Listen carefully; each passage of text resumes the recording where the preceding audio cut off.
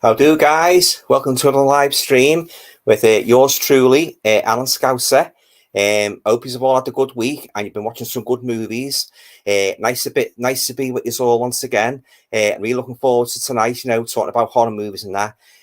Right, okay. So without further ado, we'll just get straight into the comments. And the first person we've got in tonight is Peace Playtendo guy. You okay, Peace? Thanks for dropping by. Evening, Alan. Evening, Peace.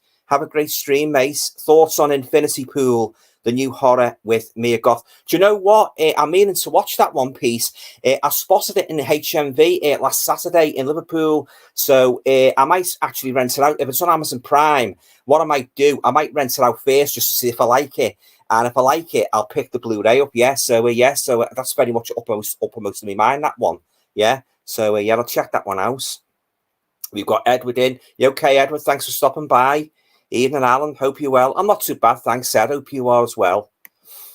Am I dead? Yes. Hey, Alan, everyone. You okay? Thanks for stopping by. Always nice to see you. We've got Sharon Lawton here. You okay, Sharon? Hi, Alan, everyone. Hope you're all well. Not too bad, thanks, Sharon. Hope you are as well.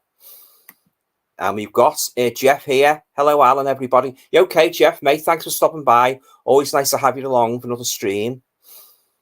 Right, sorry about this, guys. Just the comments of just... Yeah, oh, by the way, if I missed your comments out, it's not that I've done it intentionally. It's just that the comments have a tendency to go upwards fast than that. So I'm doing the utmost to try and keep up with them and that. So apologise if I missed anybody out, but I assure you it's not intentional. So just try to keep up with them as best I can. Bass Bear Brothers too. Hi, Alan. Hope you're doing well. I'm not too bad, thanks. Hope you are as well. Jeff, so those Mexican films weren't much good, Alan. Oh, I've got rid of them. Oh, they were absolutely abysmal. Yeah. To be honest, Jeff, I wasn't really expecting much from them, really. I bought them because it was such a nice looking box set. And I thought to myself, I'll give them a go, because it's just like the one I've got now, the Italian Gothic one, which I've just done a video of that, actually. So if you go to my channel, you'll see me unboxing.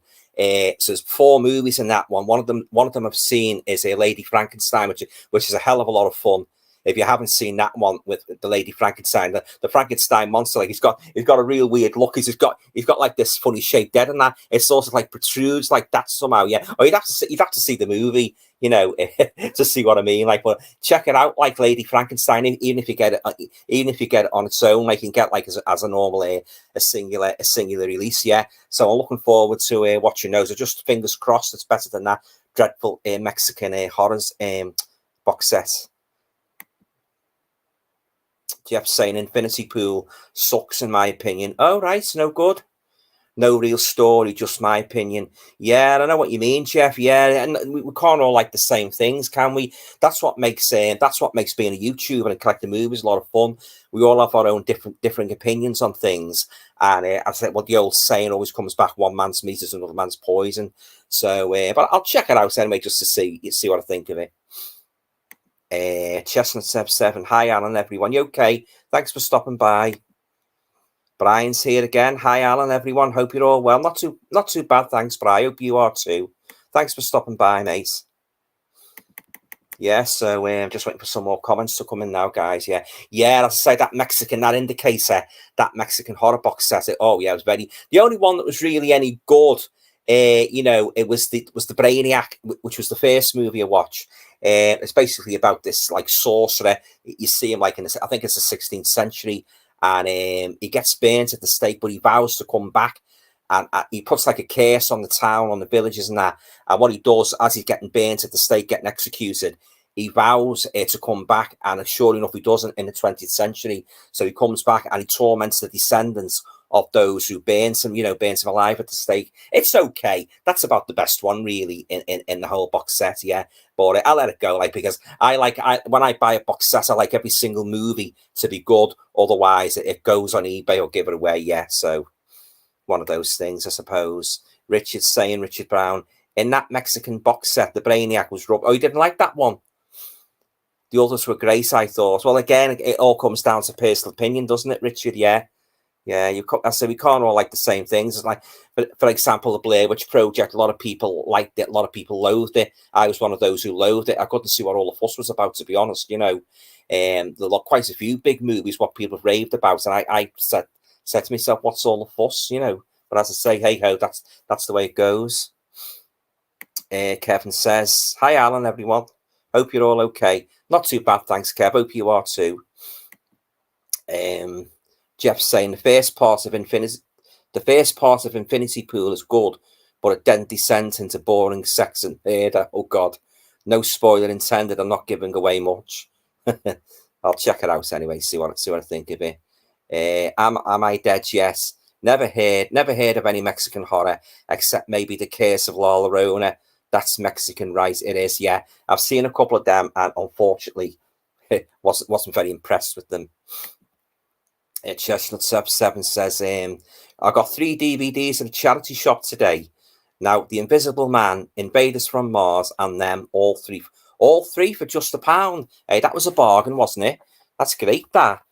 Yeah, The Invisible Man, is that the remake? The one they made a couple of years ago.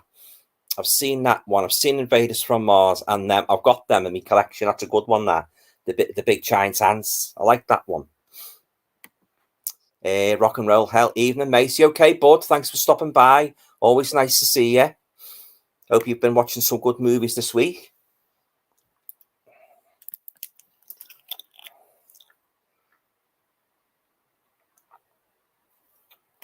Yeah, so yeah, so this is the chance you take with these box sets, isn't it? You know, it's all very well, they're looking nice and pretty, the packaging and that, you know, but it depends on the content, doesn't it? You know, it depends on the movies, you know. I watched one last night called Dark Places with Christopher Lee. It was made in 1973. And basically, it was in that, you know, that last Christopher Lee box set I bought from Severin. And I said, like, most of the films weren't much, but this one was about the best one. I watched it again last night, and I don't know what it was, but, you know, I just got bored with it. You know, it wasn't anything special. So I fell asleep. So I had to rewatch the end and that because I fell asleep. You know, it was very slow. It's basically about this like guy, like he's got this money. He got this money stashed away in this big country mansion, and they're all the characters. I won't tell you too much about it, but all these characters are after the money, you know. And it's basically like Robert Hardy goes to the house, and he really wants the money and that. You know, he's really like he's like a bit of a crook, really, and he gets taken over by the ghost of the former, of you know, the guy who died in the house and that. And then you see the ghost of his family and that, and his wife. And I won't give too much away, but I don't think it was very good. It was very, very slow paced. Yeah, it's called Dark Places. So I might let it go. I might flog it on eBay. Yeah, it was a bit slow. Yeah, so not one of Christopher Lee's best, unfortunately. Stephen's here. Stephen Davis. Hi, Alan. Will you be getting the horrible Dr. Hitchcock? Do you know what? I'm sure about that. I'm sure about that one, the horrible Dr. Hitchcock. Isn't that the one where he kidnaps girls and experiments on them? I'm sure about that one, Steve. Yeah. It didn't make much. It didn't make much of an impression on me, unfortunately. So if that's the one you mean, I've seen that one. Kevin's saying Them is an all-time classic. Love it. Yeah, definitely. Chestnut 7. The Invisible Man is the original one. Oh, with Claude Rains. Oh, that's good, that one. Yeah, the Universal one. Yeah, I like that one. Yeah, they're great, the Universal monsters. Yeah, I absolutely loved them. Jeff's saying, I'd be interested if they remade The Incredible Shrinking Man, but the original is amazing. It is. I agree with you, yeah. When I first watched that when I was a kid, the giant spider absolutely terrified me. You know, he went head to head with the giant spider, and the part where he's shrinking and shrinking gradually, and then the cat goes after him, doesn't it? Yeah, oh, it's great, The Incredible Shrinking Man, based on the novel by Richard Matheson, isn't it? Yeah, great movie, that. Brian's saying to Chestnut 7, great selection of DVDs, yeah.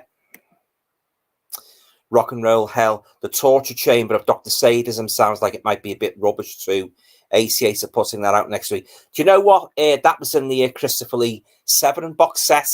From what I can remember, it it wasn't a bad movie. It wasn't a great movie, but it wasn't a bad one. It was better than some of the other dreadful ones that was in the set. So yeah, they did putting that out.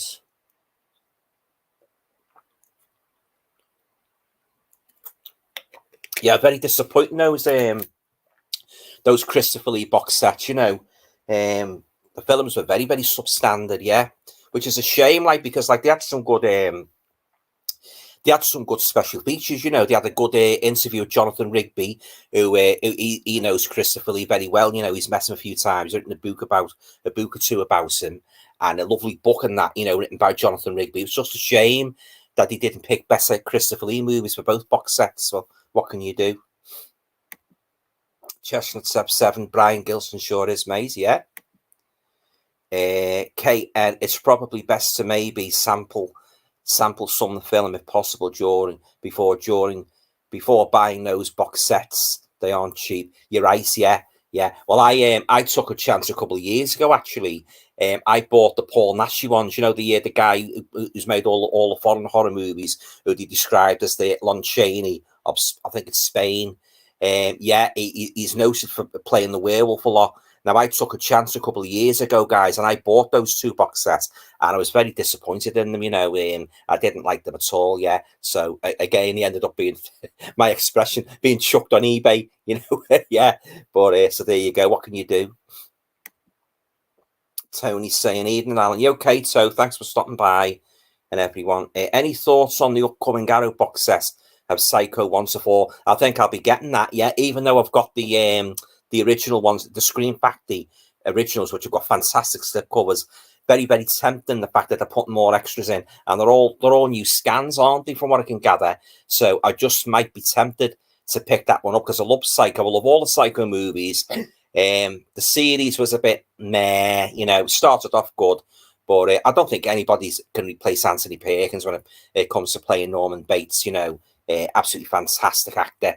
You know, and he made some other great movies as well as the Psycho movies. But yeah, I've seen the preview, Tony, of that Psycho box set, and good covers as well, and that, and all the extras. So it's very, very tempting. Yeah.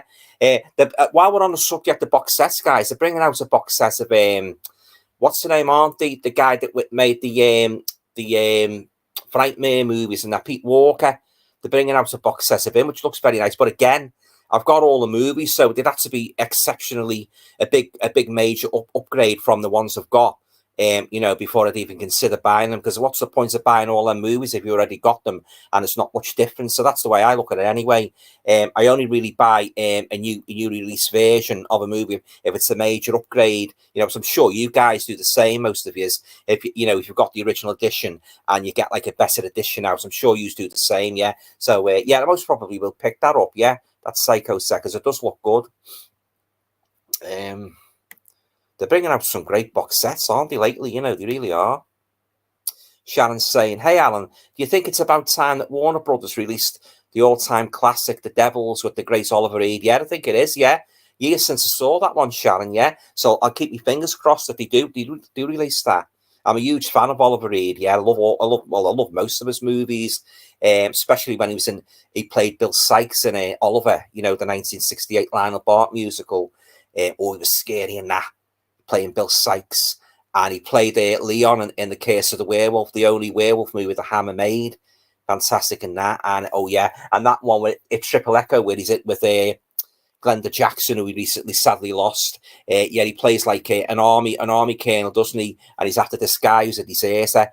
And I don't remember every single thing what happens there, but I do remember the guy gets dressed up as a woman, and he looks that convincing that Oliver Reed falls in love with him. Yeah, so you can get that one on the Indicator label. So watch out for that. If you haven't seen a Triple Echo, that's a great one. That, yeah, it's not a horror movie, but it's a good watch. Yeah, great. Oliver Reed's fantastic in it. We've got Rock and Roll Health says 88 seem to be taking a few releases from Severin, and releasing them over here. Yeah, you made a good point there. Yeah, they do. Yeah, the great company Severin. I bought quite a few movies off them. Yeah, I love Severin. Richard's saying, now talking of different opinions on films, have you seen Ramsey Campbell's review of Burial Ground? from a few years ago. He tears it to shreds. No, I haven't seen. No, I haven't. No. But you love it, don't you, Alan? Yeah, I love Burial Ground. Yeah, Ramsey Campbell. Yeah, yeah, he's a local author. Yeah, he's written a bit. His books have been a little bit of a hit and miss, you know.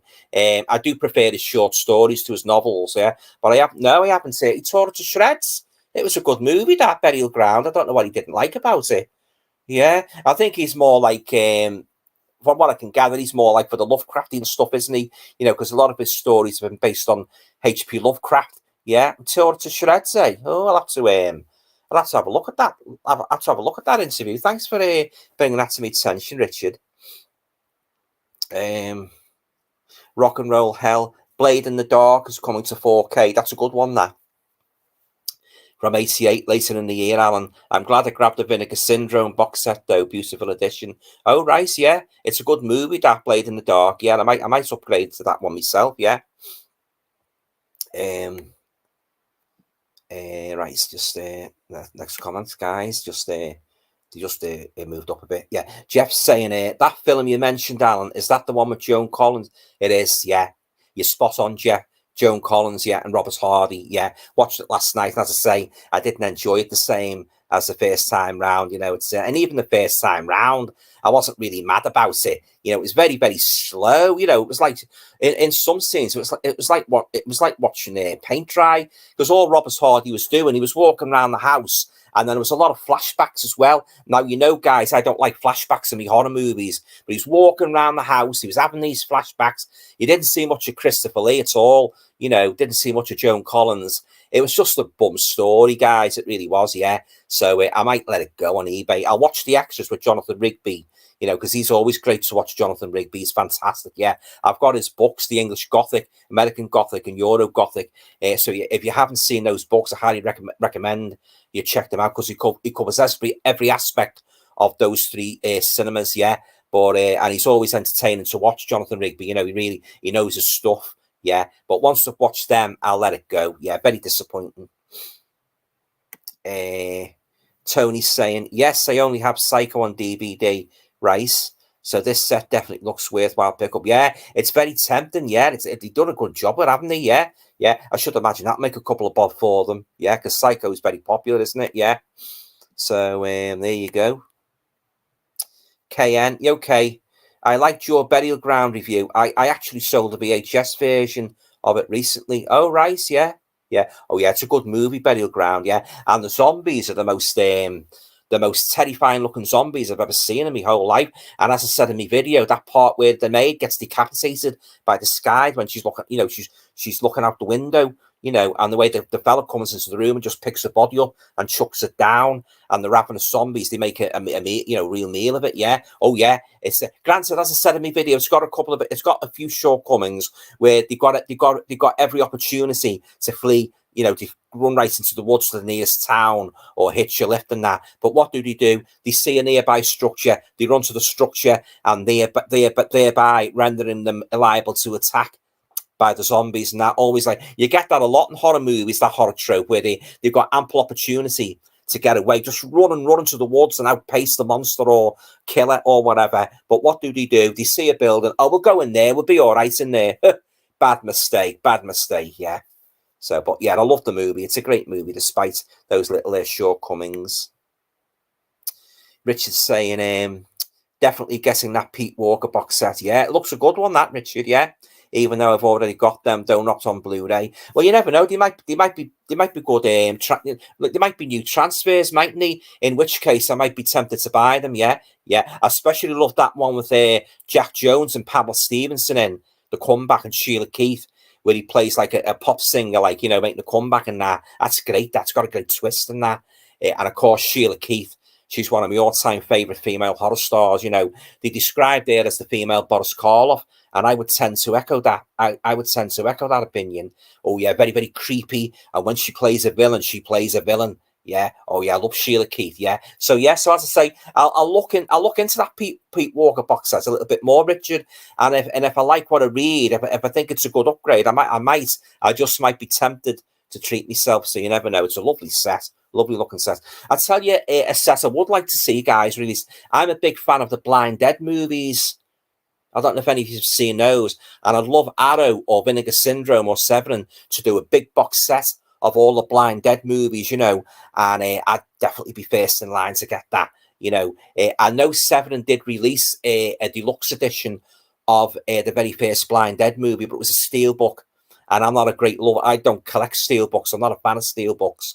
So, but if they do release, if any company, not just Severin and Arrow, anybody like that, decide to release a, you know, a big bumper box set of all the Blind Dead movies, count me in. I definitely get that. Oh, they're great, the Blind Dead movies. Yeah, I love them. Yeah, I'll highly recommend them.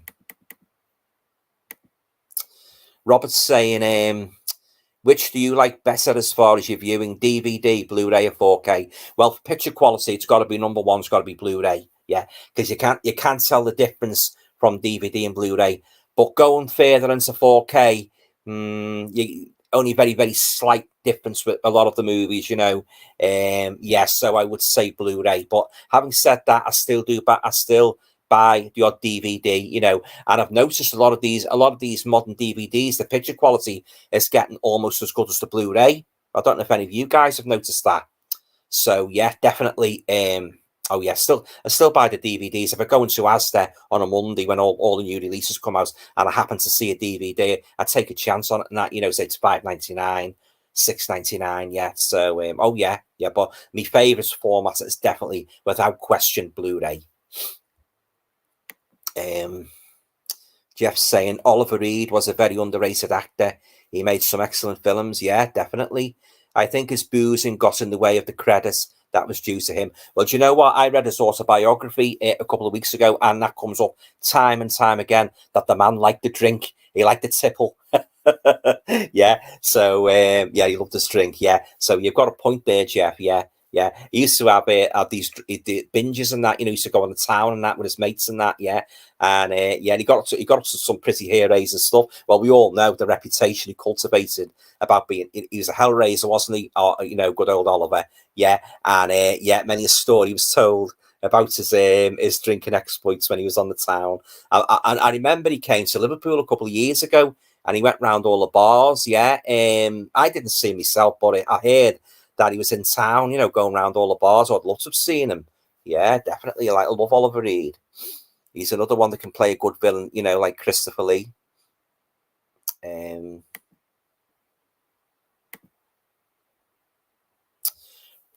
Right, Rock and Roll Health saying, I will not stand for any negativity towards Burial Ground. Neither will I. It's a great movie. One of the best zombie movies I've ever seen. And there's not many zombie movies I like, to be honest with you. There's only a handful that really stand out. Night of the Living Dead, The Plague of the Zombies, Hammer, and Burial Ground is right up there in the all-time top 5 or 10 or whatever. You know, love it. You know, but as I say, the zombie genre is not really the main fault, I think, guys, with the zombie genre is a lot of the movies are samey. You know, you've seen one is very, very similar to the other one, which is very similar to the last one you watch, and you know, it goes on. But Burial Ground was a great, oh yeah, right from the start, the part where the girl got a leg in the bear trap, you know, and of course the who misses the naughty nipple munching scene, yeah. He was weird looking, that guy, wasn't he? You know, oh God, yeah. Everybody guesses how old he was and that, you know. And I bet you not one person can guess his exact age. You know, he was a kind of a like, as I said, like Jimmy Clitheroe. You know, he's playing the part of a small boy, but he could have been years older. You know. So if any of you guys don't know who Jimmy Clitheroe is, he was noted for playing a schoolboy, even, you know, a bit like the Crankies, the girl in the Crankies. He cultivated, he forged a career for himself playing a schoolboy when he was much older. So if you type in Jimmy Clitheroe on Google, you get everything about him. Yeah. So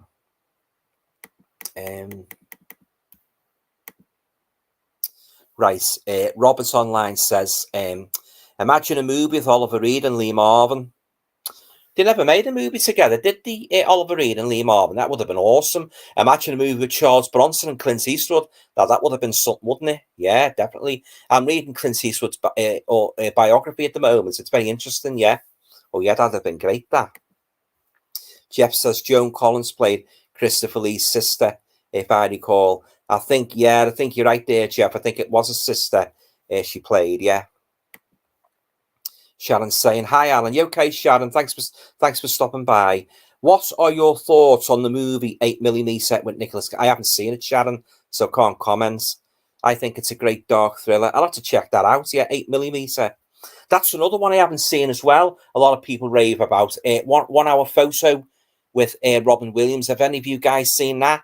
It's one I've been meaning to check out for ages, but it's one of those movies I've never actually got round to either renting or buying. 1 hour photo. It's been out a few years, hasn't it? 1 hour photo. I'll have to check that out. I believe it's a good psychological thriller.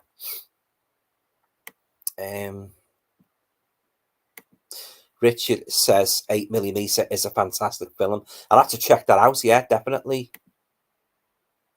KN says that Pete Walker Blu-ray set looks good. It does, doesn't it? Yeah, yeah, very tempting. Yeah, this is the thing, isn't it? Like when you've already got the movies and that, you think, oh damn, you know, if I'd known that Blu-ray was coming out, I would have hung on. But I've collected those movies a couple of years ago, you know, so as I've had them for a couple of years and that. So you just don't know what's around the corner, guys, with these boutique labels, do you? You know, you don't know what they're going to release, you know. So, but it's very tempting, you know, I must say, yeah.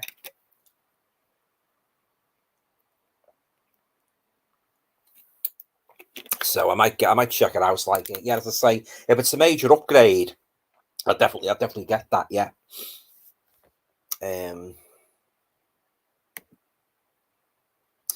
Kevin says I need to see 8mm. Yeah, me too.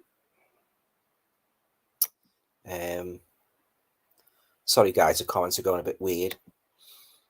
Brian says to Sharon, it's a great Nicolas Cage film, right? Gina, yes, I love Night of the Seagulls. Yeah, yeah, the Blind Dead. Yeah, that's the other title of it, Night of the Seagulls. Yeah, oh, they're great. Those Blind Dead movies. Yeah.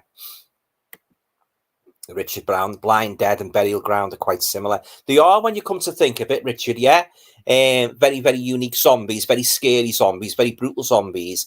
And I like the aspect of the Blind Dead. I like when he rode the horses as well, which you don't really see. Well, I don't think you've seen that in any zombie movie I've ever watched. Zombies actually riding horses. So, yeah, and I liked in Burial Ground, I like the way the zombies didn't just attack the people and sort of like, choke them and that. They actually got they went into the garden, he raided the garden shed, didn't he? Got all the tools and that, you know, they all converged on the house and that. So, as I say, guys, any of you haven't seen Burial Ground, I highly recommend it. And that 4K is absolutely gorgeous. Yeah, fantastic picture. Jeff saying, do you still have a VCR, Alan? I got rid of them all, Jeff. No, I don't. No, that was my most prized possession. That when I was younger, me video cassette recorder. Absolutely loved it. You know, when I first got the very first one, I've said this before. The very first one I bought was in January 1986 when I got a job in Liverpool. And what did I do when I finished work? I marched into Curry's and that, and I said, "Can I have that video recorder?" Just done the paperwork and said, "You can take it now." Oh, I was excited, yeah. And then going down to the video library and get my membership card and that. I think I was in every bloody video library in our area, you know, because what they tended to do, the shops in my locality, they all had different films and that. What you might get in one shop, you might get in another shop, and you know, and so it went on. So yeah, I was a member of every one. Yeah, Blockbuster, of course. You know, so you never know. I've got the feeling. I don't know what it is. I've got the feeling they might come back one day in some form. You know, rental. You know. So look at the way vinyl's made a comeback, guys. You know, who'd ever think vinyl would make a comeback? So you just don't know with these things. You know. So yeah. So you could see the video shops popping up in some form or other, you know, sooner than we think. But those were the days. The old Drophouse as well. When you got a video cassette and you knew it'd been rented out, because you get all snowy, you know, all snow, wouldn't you, all across the screen and that. And used to say to me parents, "Oh, this has been well rented out." Yeah, I used to like it as well when they didn't all do it, but certain video shops gave you the movie with the case as well.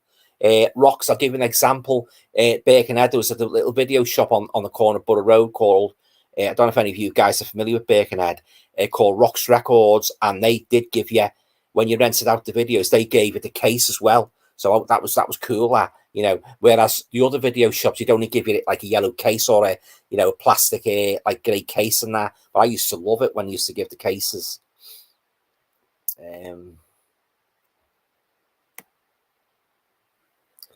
Right, I'm just catching up here, guys, with the comments.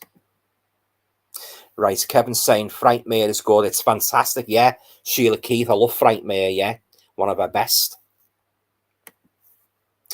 Kevin's saying again, I've heard the Blind Dead movies could be coming out via Synapse. Oh, well, that's good, isn't it? Yeah, I'm sure I heard that somewhere. Yeah, well, fingers crossed. You never know.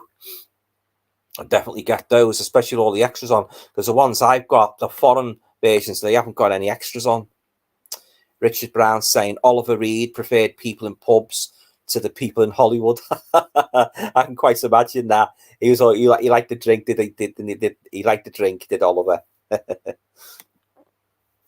Robert's saying, I always was creeped out by children shouldn't play with dead things. Ooh, shivers. Do you know what? I haven't seen that one. I've seen a couple of trailers of it, Robert, but I've never actually seen it right through. And I believe have they released the 4K of that? Children shouldn't play with dead things. I'll have to get that. Yeah.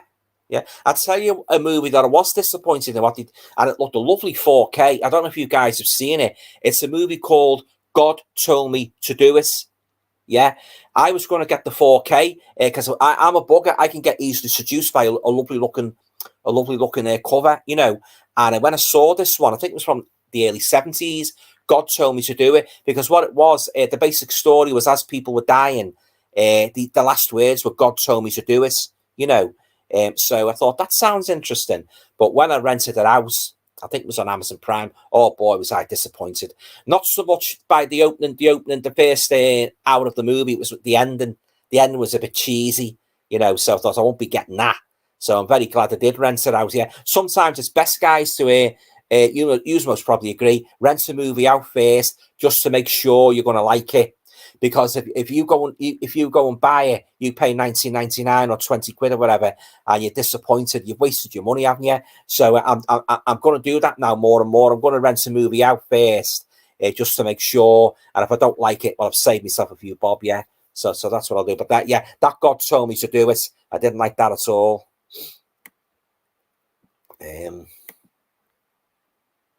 Chestnut 7 says Oliver's boozing is what got some scars on his face in a bar toilet by two guys with glasses. Oh, right. Didn't know that. Am I dead? Yes. I heard Oliver Reed was offered the role. Robert Shaw. He was offered the role in Jaws, was he? Robert Shaw, I didn't know that. That's true. I don't know.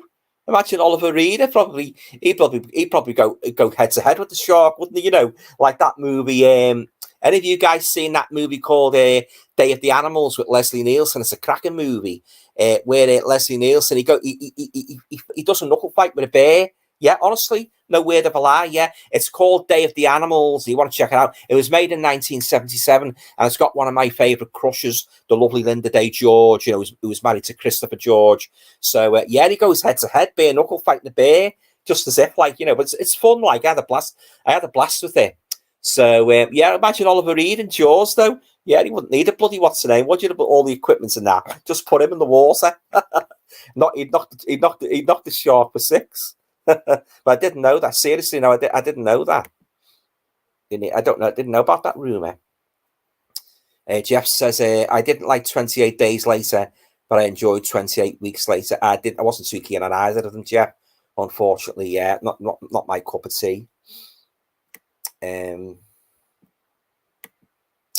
We've got Stephen Davis here saying, do you rate The Living Dead at the Manchester Morgue? Yeah, it's a great movie.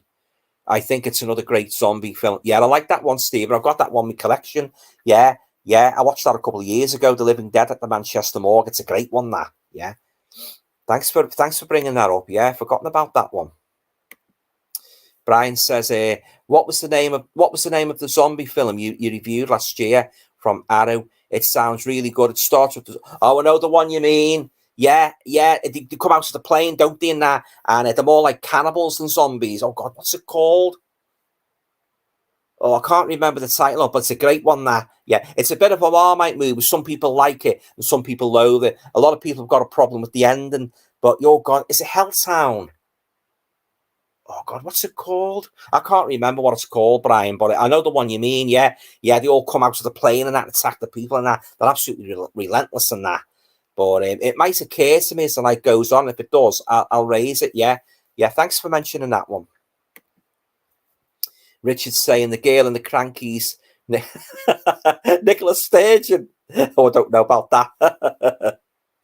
I've heard some people compare, certain people to the cranky girl, but that's the one. Nightmare Sissy. Cheers, Richard, mate. That's the one where they all come out the plane and attack the people. Nightmare Sissy. Yeah, nice one, mate. Brian's saying to Richard, yeah, thanks. That's the one, yeah.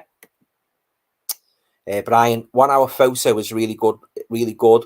Robin Williams is creepy in it, but you feel sorry for him too. I'll have to check that out, Brian. What 1 hour photo? Yeah, yeah, definitely, yeah. Oh, has anybody? We're talking about like creepy characters. Has anybody seen that one with John Travolta in called The Fan, where he stalks? He idolizes this movie star, and he hangs around the studio and that wherever he is, and wants his autograph and that. It started off good. I rented that out on Amazon last year. It started off good because John Travolta, he plays this really creepy stalker, and he's stalking this actor. I forget who takes the actor off, but the ending was a big letdown. This is what I don't like, guys. Some of these films, when I'm watching a film and it's great, you're enjoying it, and the ending, lets it down completely. Another good example of an ending that let me down was It. It turned out to be a bloody giant spider. So that was another bad ending, that one, yeah. But The Fan, yeah, it was a good movie up until that bloody lackluster ending, yeah. But that 1 hour photo, I'll definitely have to check that out. Jeff Joffrey, I see you're in a comfy chair, Alan. I'm actually lying on the bed because it's nice and comfortable, Jeff. Yeah. I'm not going to fall asleep, so don't worry. Yeah. I adopted this posture because sitting up in the chair, like in the back kitchen, my back started to get stiff and that. So I thought to myself, I'll try lying. I'll try lying on the bed and that, So I'm sorry if the lighting's not as bright because I haven't got a very high power wattage in that, but I do tend to address that problem. So if the picture's a bit dark, I apologise, guys. Because the lighting downstairs in the back kitchen, as you know, you've been watching the last couple of weeks, it's really bright. So if you're wondering why the lighting's not as bright, it's because I'm in my bedroom. Yeah. Oh, it's nice and comfy. I could sit here for hours doing 10-hour live streams. No, I wouldn't go that far. I couldn't do that long. Yeah. But I might just be on a little bit longer tonight now that I'm sitting nice and comfy. So you never know. Robert's saying, did any of you ever see The Children? It's so outdated and looks goofy now. But those damn kids with black fingernails burning people's faces scared me as a kid. Frying people's faces. Frying too nice. That's the late great Kenneth Williams said and Carry On Screaming. I've heard of it, but I haven't seen it. But I've seen another one called Children where it's like a Christmassy setting. And that's a great one, that. With me loving snowy scenes. But I haven't seen that one, the original one. Wasn't that from 1980? I'll have to check that one out, yeah. But I've seen I presume it's a remake, which is very good. Yeah, it's got a good Christmassy setting.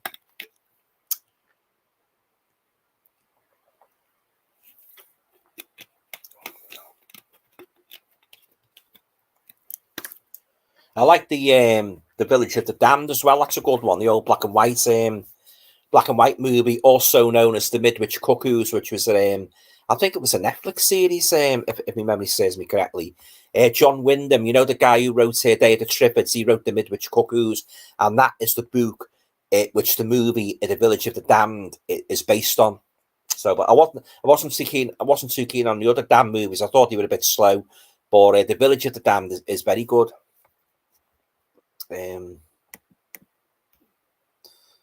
I've got the remake as well with Christopher Reeve and Kirstie Alley. Kevin is saying The Tombs of the Blind Dead is coming out on Blu-ray. Hopefully the others are next. Oh, great. That's great news, Kevin. Yeah. Thanks for that, mate. Yeah. Oh, yeah. And if it's got it's packed with some juicy special features, I'll be right there to get that. Brian's saying the Blind Dead film Ghost Galleon is great. It is, yeah. I love all the Blind Dead movies, Brian. Have you seen the Scottish ghost film, Urban Ghost Story? It was made near me. Urban Ghost Story. I don't think I've seen that one, Brian. No. No. I've seen a Scottish movie called is a Sawney Bean, where he's like a cannibal and he lives under the ground and he eats people. That was quite good, but I haven't seen that one, Urban Ghost Story. I'll have to check that one out. Jeff's saying, sadly, Oliver Reed died hours after a drinking contest at only 61. Yeah, he was young, wasn't he? To die at 61. Great actor. Fantastic. One of the best. Richard's saying, God Told Me To was by Larry Cohen. That's it, Larry Cohen. He made some great films. Didn't he make that one, It's Alive, Larry Cohen? Richard says Robert Shaw was an alcoholic too. Oh, I didn't know that. Oh, he's great in Jaws, wasn't he? Playing Quince.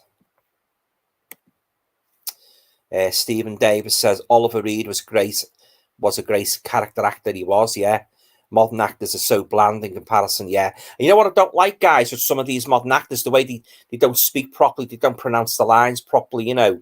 You've got to sort of like turn the bloody telly up and even then when you turn the telly up, you still can't understand what the bloody saying. I don't understand these producers, you know, why they let them, you know, they let them star in the movie when they can't pronounce the lines properly.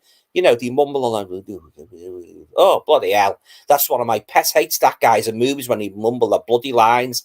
You know, what the hell they're bloody saying, you know. And another thing I don't like about modern movies, there's a lot of dark scenes in them. You know, I've seen a couple of trailers where horror movies would have looked promising. They kindled my interest. But when I've watched the trailers, you can hardly bloody see what's going on. You know, that dark and that, you know, the scene's too dark. So I'll give that a miss, yeah. But yeah, we're getting back to the actors, you know, terrible for mumbling the lines. You know, I hate that. Kevin says, when's your collection video? Oh, it's coming very soon. Have no fear. I haven't forgotten, Kev. I've just got to sort a couple more things out, space and wise, and then I'll be doing it. Yeah, so watch this space. Yeah. Gothic Rose 82. Nightmare City is the zombie film. Also had the first running zombies. Yeah. I love Nightmare City. It's a great watch. Am I Dead? Yes. The only film I seen called The Fan was the one where Robert De Niro was stalking a baseball player played by Wesley Snipes. I haven't seen that one. But this is the one I'm referring to is the one with John Travolta in. Yeah, he's obsessed with this actor and that, you know, and he even goes to his house, you know, breaks into his house. Yeah, but the ending was very anticlimactic. Sharon Lawton. Did you know that John Carpenter originally offered Christopher Lee the part of Dr. Loomis in the original Halloween, and Christopher Lee regretted not taking the part, but Donald Pleasence played it? I did hear that. Yeah, Christopher Lee got offered the part, yeah, and I think Peter Cushing did as well, if my memory serves me correctly. Yeah, just imagine Christopher Lee playing a goodie for once, Dr. Loomis and that, but Donald Pleasence was great in it, wasn't he? You know, he was a good substitute for Christopher Lee, you know, so they couldn't have got a better actor to play Dr. Loomis than Donald Pleasence. Made some other great movies as well besides the Halloween flicks.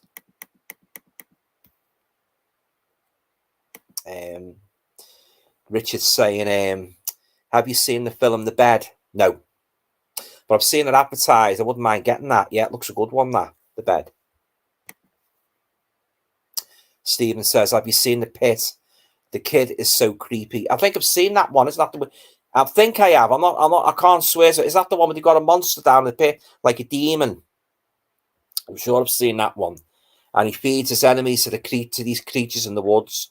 Well worth a watch. I think it's the same one. I don't remember too much about it, Steve, but it does ring a bell. Bit like The Gate, isn't it? Richard Brown, the children film is excellent, right? Yeah. But if you're talking about the old one, I'll have to, the 1980 one, I'll have to check that one out. Chestnut 7 is saying, am I dead? To Am I Dead? Yes. Yeah, I've got that De Niro, The Fan, right? Loved Robert De Niro in Cape Fear. Of course, the old one with Robert Mitchum, that was good. Brian's saying to Gothic Rose 82, thanks, I will need to check that out, okay? Jeff says, I loved Village of the Damned, but it wasn't keen on the sequel, mate. I wasn't keen on the sequel, Jeff. I didn't like it. Yeah, as I just said. Yeah, the rest of the Damned movies, they left a lot. They left a lot to be desired, in my opinion. Yeah, that's the only one I like. That one.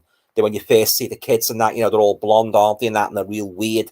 I love that one. Yeah, but the sequels, as I say, they weren't much to write home about.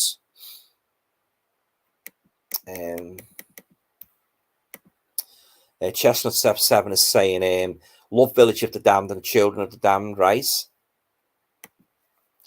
Kevin says, I always lie in my bed and watch movies a lot.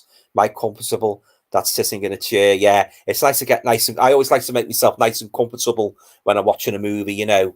But as I say, tonight, I make myself more comfortable doing it upstairs and that, you know, because sitting in the chair, like, you know, for a couple of hours, the back tends to get a bit stiff and that, you know. So, yeah, so I thought I'd do it this way tonight. Am I Dead? Yes.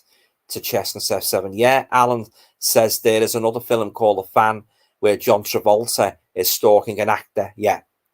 Must be a remake. I don't know if it's a remake, but that's the one I saw anyway. Yeah, it's a pity. Like, the ending could have been much better. I won't reveal what the ending is in case any of you guys haven't seen it, but it could have been much better, that ending, you know. It's a shame, really. A lot of movies and that, you know, a lot of movies have started off good, but the endings let them down, and that, as I said before, it's being a prime example, and that ruined the book for me as well, the bloody giant spider, you know, because I was expecting this big demonic entity, you know, powerful entity, and that, you know, at the end, you know, when the Losers Club confronted it in the cave, I was expecting to be, oh yeah, real horrifying, bloody giant spider. It's like that other one King wrote, Under the Dome. I don't know if you guys have ever read that one, where they get the town sort of like it's trapped in this big bubble. It covers all the town, and it turns out to be nothing more than well, I won't reveal in case you haven't read the novel or seen the series. I won't reveal, you know, too much about that. But another lackluster ending, I'm afraid. There you go. What can you do? Brian says, so Robert De Niro, The Fan is really good, right? Sharon says, did you know that Christopher Lee was originally offered the part, Dr. Oh, yeah, he regrets not saying. I think we've had that one, haven't we? Yeah. Donald Pleasance did play the part well, yeah. Stephen Davis and Bloody Birthday, another great Killer Kids film. Yeah, definitely. They were so obnoxious, especially the blonde girl. Yeah, that's a good one, that. Bloody Birthday.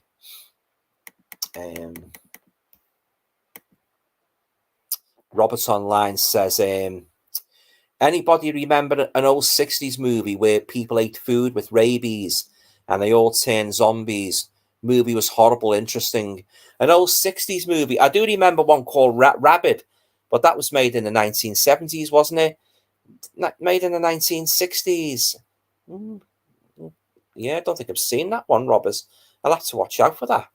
I like discovering these rare obscure movies, you know, especially from the 50s and 60s. Yeah, as you know, guys, I've been raving about a movie called A Sweet Sound of Death, which is very good. You know, I absolutely love it. Watched it again the other night, and I enjoyed it just as much as I did when I watched it the first time. If you don't know the story, it's basically about this. I won't say too much about it because I've said a lot about it in previous videos. But basically, it's a good ghost story with a good touch of mystery thrown in. This young couple, they make a pact in a graveyard, and the girl says the first one to die will come back from the dead. You know, make her presence known in spirit form. And lo and behold, the girl dies in a plane crash shortly afterwards after they visited the graveyard. But the boyfriend doesn't really know she's dead. I'll leave it there. I won't reveal any more about it. But it's a great little movie. I absolutely love it. And if any producers are watching out there, please remake this movie. Make it in colour, Technicolor, and don't alter it a bit, because this needs to be remade. The Sweet Sound of Death, also known as La La Murder. And Arrow, I know anybody from Arrow or boutique labels are watching this video, get this movie out on Blu-ray with piles of extra special features, because it certainly merits a good, decent release. The DVD I've got is a lovely picture quality, but I would love to see it on Blu-ray. I love everything about the movie. I love the characters. I love the creepy family. I love the graveyard setting. I love the general mystery and an air of impending doom in the movie. It's a great little ghost story. The sweet sound of death. I can't recommend it enough. Get it. If you haven't seen it, it's well worth a watch. Richard Brown, I Drink Your Blood. Yeah. Wasn't the other one, I Eat Your Skin? I think I've got that one. I get confused between these two. I Eat Your Skin and I Drink Your Blood. I think I Drink Your Blood is the one I've got. I haven't watched it for a while. So, but I'll have to get I Eat Your Skin as well. Yeah. Robert's saying, was that Robert's online? Was that name? Not too sure what you mean there, Rob. Sorry, guys, the comments have just jumped a little bit here. Gina's saying, I Drink Your Blood is a great film. Yeah, definitely. Jeff's saying, do you like the Quatermass films, Alan? I do. I like all of them except part 2. I was a bit disappointed in Jeff, to be honest. Wasn't too keen on part 2. But loved the first one. The third one was okay. But part 2 was the one I least enjoyed. Dr. Impossible. Bad Boy Bubbly. Okay, Doctor. Bad Boy Bubby was an Australian film I saw when I went to Sydney for a business meeting in 1994. Now, the film is a psychological drama horror. Mother locks son up in the room for 30 years. And impact is surreal. I've heard about that one, Doctor. I'll have to check that one out. Yeah, Bad Boy Bubby. You'll have to check that one. Yeah, check that one out. Thanks for raising that and bringing that one to our attention. Stephen Davis says, Zombie Creeping Flesh is seriously entertaining. Great soundtrack as well. Yeah, it's a good one, that. Yeah. Yeah, the guy, Ian McCulloch, the guy who was in the Survivors TV series, he's been in a couple of them, hasn't he? The blonde guy. He's a great actor. Yeah, always remember him in that movie, The Ghoul, which is long overdue for a Blu-ray release, where he goes up the stairs after his girlfriend's gone missing in Peter Cushing's house. And he goes up the stairs, and Peter Cushing's son, he's like this grotesque, like mutant, and he stabs him in the forehead, and he just staggers backwards down the stairs with the thing. Oh, it's horrific. Protruding from his forehead. Yeah, that's a great one, that one Ian McCulloch made. Yeah, Veronica Carlson's in that one as well, and Gwen Watford. Yeah, so that's long overdue for the release. That The Ghoul, great movie from 1975. But yeah, and another one that's long overdue, another Peter Cushing movie was long overdue release, is the Legend of the Werewolf. It's made around about the same time. That's a good little werewolf movie, that. I think it's Tygon made that. So, yeah, I'm just waiting for the Screen Factory should pick that up. They could do a good release of that. Oh, talking of werewolves, guys, I treated myself to Bad Moon. Now, if any of you guys watch me live stream with Leo from the Geek Legion of Doom, he recommended that one, so I sent for it. It arrived the other day, so I'm looking forward to watching that. Bad Moon, yeah. Leo said the werewolves. He said the transformation's not so good, but the werewolf is really good, yeah. So on his advice, I sent for it and that. So I'll probably do a review of that when I've watched it. Yeah, Bad Moon it's called. So watch out for my review of that. I love a good werewolf movie. My two all-time favorite werewolf. Well, my three all-time favorite werewolf movies: A Curse of the Werewolf, The Wolfman, and American Werewolf in London, which is such a fantastic, flawless movie, that American Werewolf in London. I've lost times. The times I've watched that. I mean, I've got the poster on my wall, American Werewolf in London.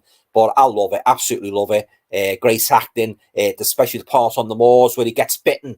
His mate gets attacked and that. Oh, that's horrific. That done so realistically in that, and the way he keeps coming back from the dead, and he gets more and more rotted away, doesn't he? Oh, I love American Werewolf in London. The nightmare scenes as well, they're blended in well. Oh yeah, there's not one bad part of American Werewolf in London, in my opinion.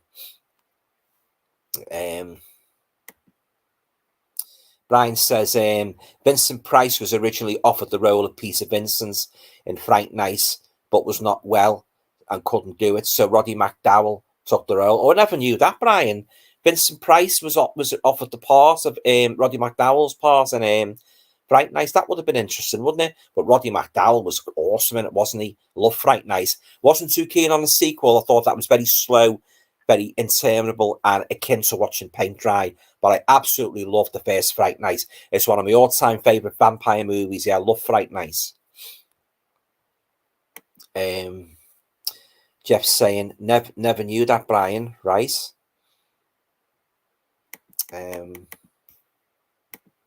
Richard's saying, wasn't the Pit also known as Jugface? I've seen Jugface. I wasn't too keen on that. Yeah, I'm not too sure. You know, I did see one called The Pit, where the kids threw the victims into the pit to the monsters. But Jugface, I'm not too sure actually if that's the same movie. I have seen a movie called Jugface, and I didn't like it. Am I dead? Yes. Yeah, regarding Christopher Lee getting offered the Loomis role, folks were like, we can't have Loomis towering way over Michael Myers. Lee was about 6'5", wasn't he? Indeed, he was. He was a tall guy, yeah. And when Christopher Lee's interviewed, he's been interviewed a few times. He often broaches the subject of when he first started going round, you know, saying he wanted to be an actor. And one director said, "Oh, you're too tall. You're too tall to be an actor." Oh, he soon proved him wrong, didn't he? The ideal height for Dracula, villains like that, Fu Manchu, Scaramanga. He was a big guy, Christopher Lee. Yeah, you've got a point there. Yeah, either sort of like loomed. Either Loomis would have loomed over Michael Myers. Yeah, but I think he made the right alternative choice, as I said before. And you know, Donald Pleasance playing Dr. Loomis, fantastic actor. Yeah, I love Donald Pleasance.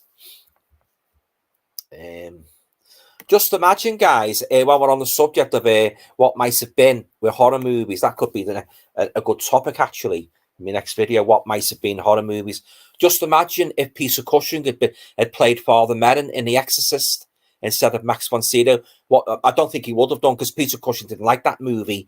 I remember reading an article about him, and he said he was revolted by it. He said, "I don't know what horror movies are coming to." He said, this is an old article. I don't know when it was published, but I do remember reading a cutting where I think it was made in 1974 when The Exorcist was released over here, and Peter Cushing decried it. He said, like, you know, the horror films are getting far too extreme now and too disgusting. So I think he might have turned that down. But just imagine if he'd have played Father Merrin. I think he'd have done a great job in that.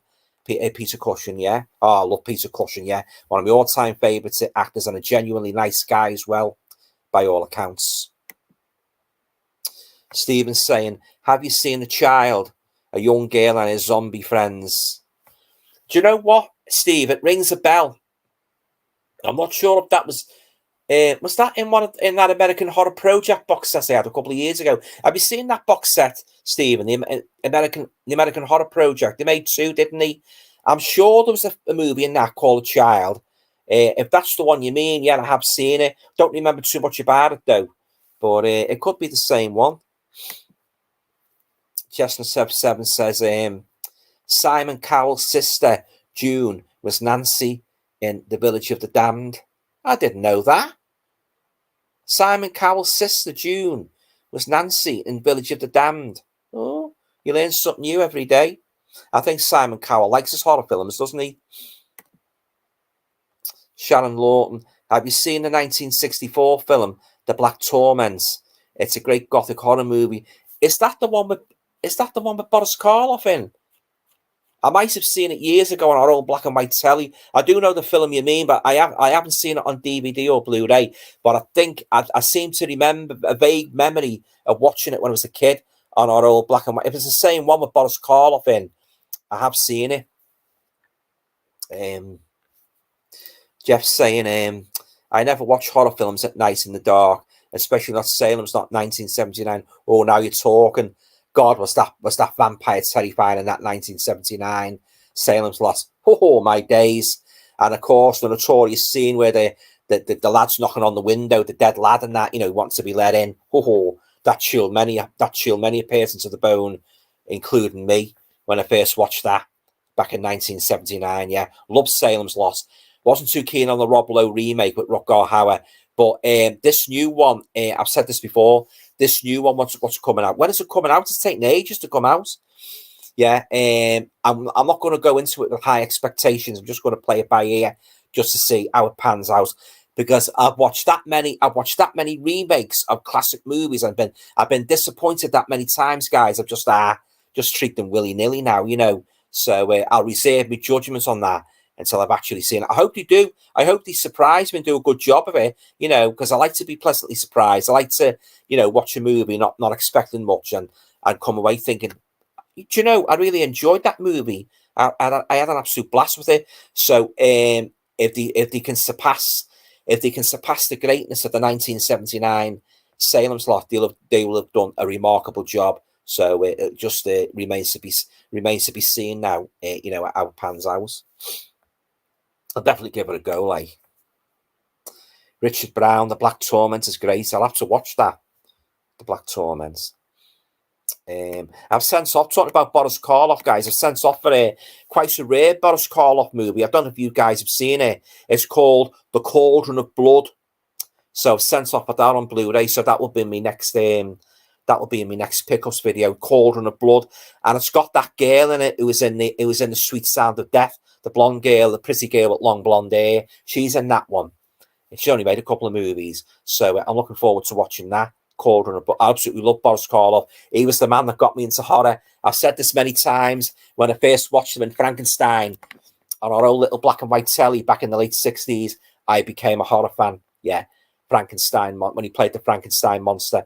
I only played him 3 times, but God, did he do a fantastic job playing the monster. Yeah, he brought character to the monster, didn't he? You know, and regressively, that's what actors who played the monster since then, they haven't really given the monster the character depth what he really needed. Boris Karloff was really on the money when he played the Frankenstein monster. And Colin Clive was good as well, who played his creator, Henry Frankenstein. I don't know why they call him Henry, because in the novel he's called Victor Frankenstein. And in all the Peter Cushing movies, he's also called Victor. Love the Peter Cushing movies as well. They took a different turn, didn't they? They instead of like, whereas Universal continued the monsters' adventures, Hammer took a different turn and they continued the Baron's adventures. Yeah, granted, not always in sequence, in linear order, but nevertheless enjoyable.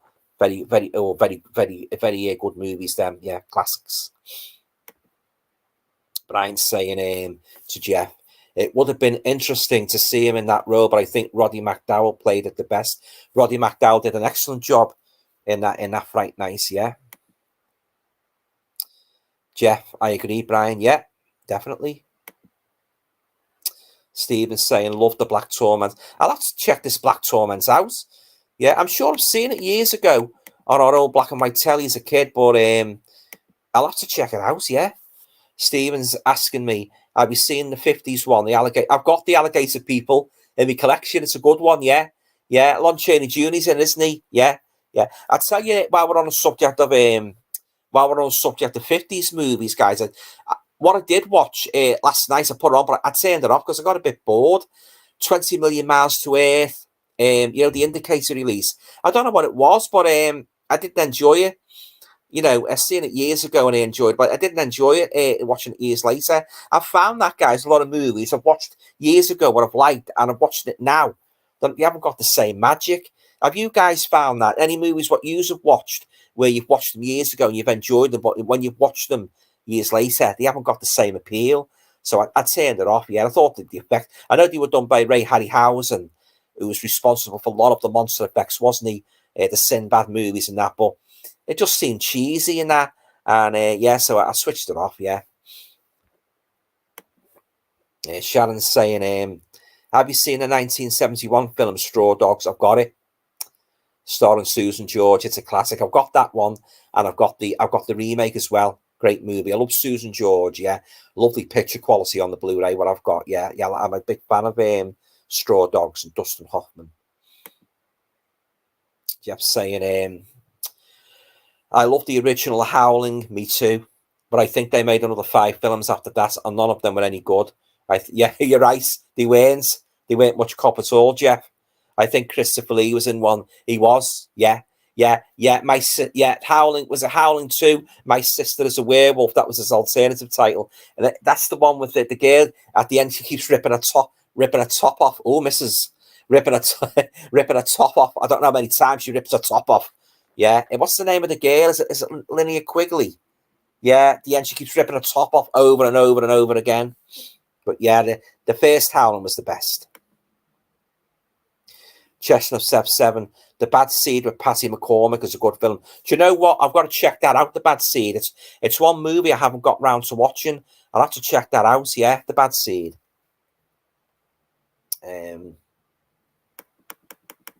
Just waiting for some more comments, guys.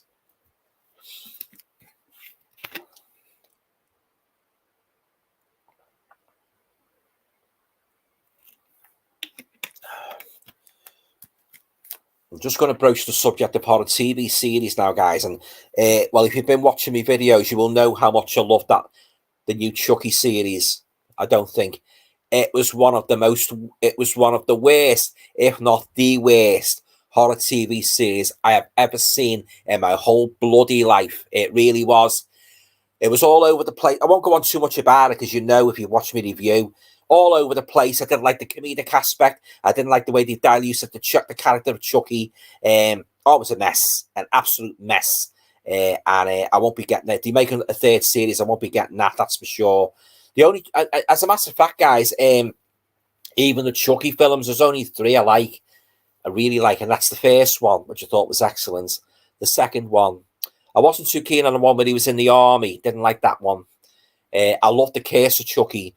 That's very atmospheric movie. It goes back to Chucky's scary roots, you know, like the old dark house and that, you know, the girl in the wheelchair and that. Loved that. I didn't like the Cult of Chucky, but he started making Chucky clones. I thought that was absolutely abysmal. But yeah, that TV series of Chucky, it was terrible. Any of you guys agree with me on that? Shane says John Travolta was in The Fanatic. Yeah. Stephen Davis. I totally agree about Dark Places. A huge disappointment it was, yeah. Considering the cast really underwhelming. Yeah, it was slow, boring. The characters were dull. You know, one of Christopher Lee's worst movies, in my honest opinion. Oh yeah, Dark Places. I don't think I'll be revisiting that. And very, very weak story. You know, it didn't grip me at all. So it's going on eBay, that one. Along with 20 Million Miles to Air. Richard Brown, The Ghoul with Peter Cushing was turned into a novel by Guy N. Smith. Oh, I didn't know that. I used to buy Guy N. Smith's novels a lot in the 70s and early 80s and that, you know. The Night of the Crabs were my favourites. And Death Bell, Snowdrop. And he done one with a plane, didn't he? Doomflies. I didn't read them all, like, because he was churning them out. He seemed to be churning them out nearly every month, didn't he? But I do like The Night of the Crabs, which obviously a rip-off of James Herbert's The Rats, which, by the way, is my all-time favourite horror novel, alongside Dracula. Yeah, I love The Rats, yeah. And I love the sequel as well, where they went to Epping Forest. I wasn't too keen on the third one, Domain. You know, I wasn't too keen on that. But, oh, yeah, I love The Rats and the Lair, yeah. And expanding into movies with rodents in, guys. Any of you guys seen Willard and Ben? They're good. I must admit, I do prefer Willard. Ben was a bit more of a Disney movie, wasn't it? And of course, you had the song with Michael Jackson in. But I love the first one with Bruce Davidson in. Oh God, he was ruthless in that, wasn't he? He had no mercy, especially on his boss Ernest Borgnine. You know, he just let the rats attack him and that, and he jumped out the skyscraper. Based on the novel Ratman's Notebooks by Stephen Gilbert. But yeah, might actually do a video, my top 10 favourite rodent movies at some stage, so watch out for that. I've actually got the Blu-ray of Deadly Eyes, you know, based on the James Herbert novel The Rats.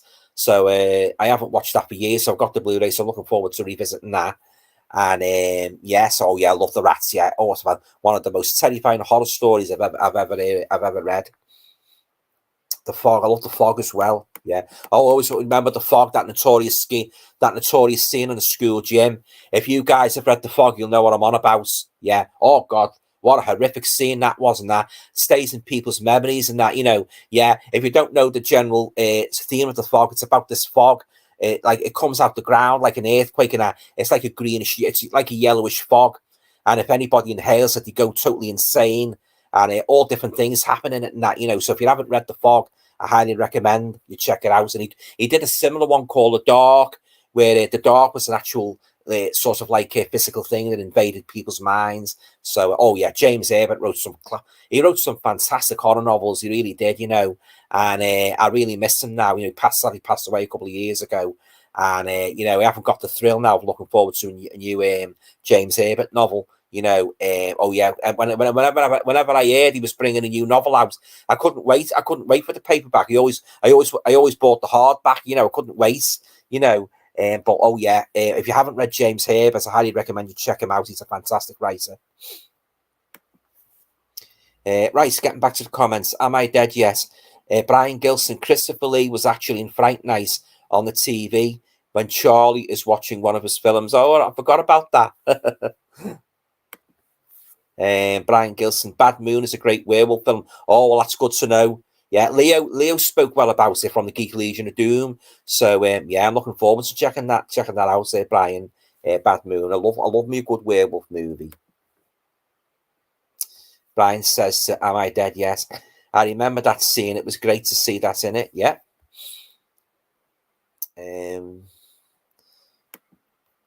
Scroll down, guys. Get some more comments. Stephen Davis says, Messiah of Evil is underrated. Do you know, I'm sure I've seen that one, Messiah of Evil. Sure I've seen it years ago. And it's guessing a definitive release from Radiance Films. Yeah, I'm sure I've seen that one. Chestnut Sub 7 says, yeah, Dracula has to be tall. He'd look silly jumping up to get there next. I know, yeah. Who wants to midget Dracula? Not me.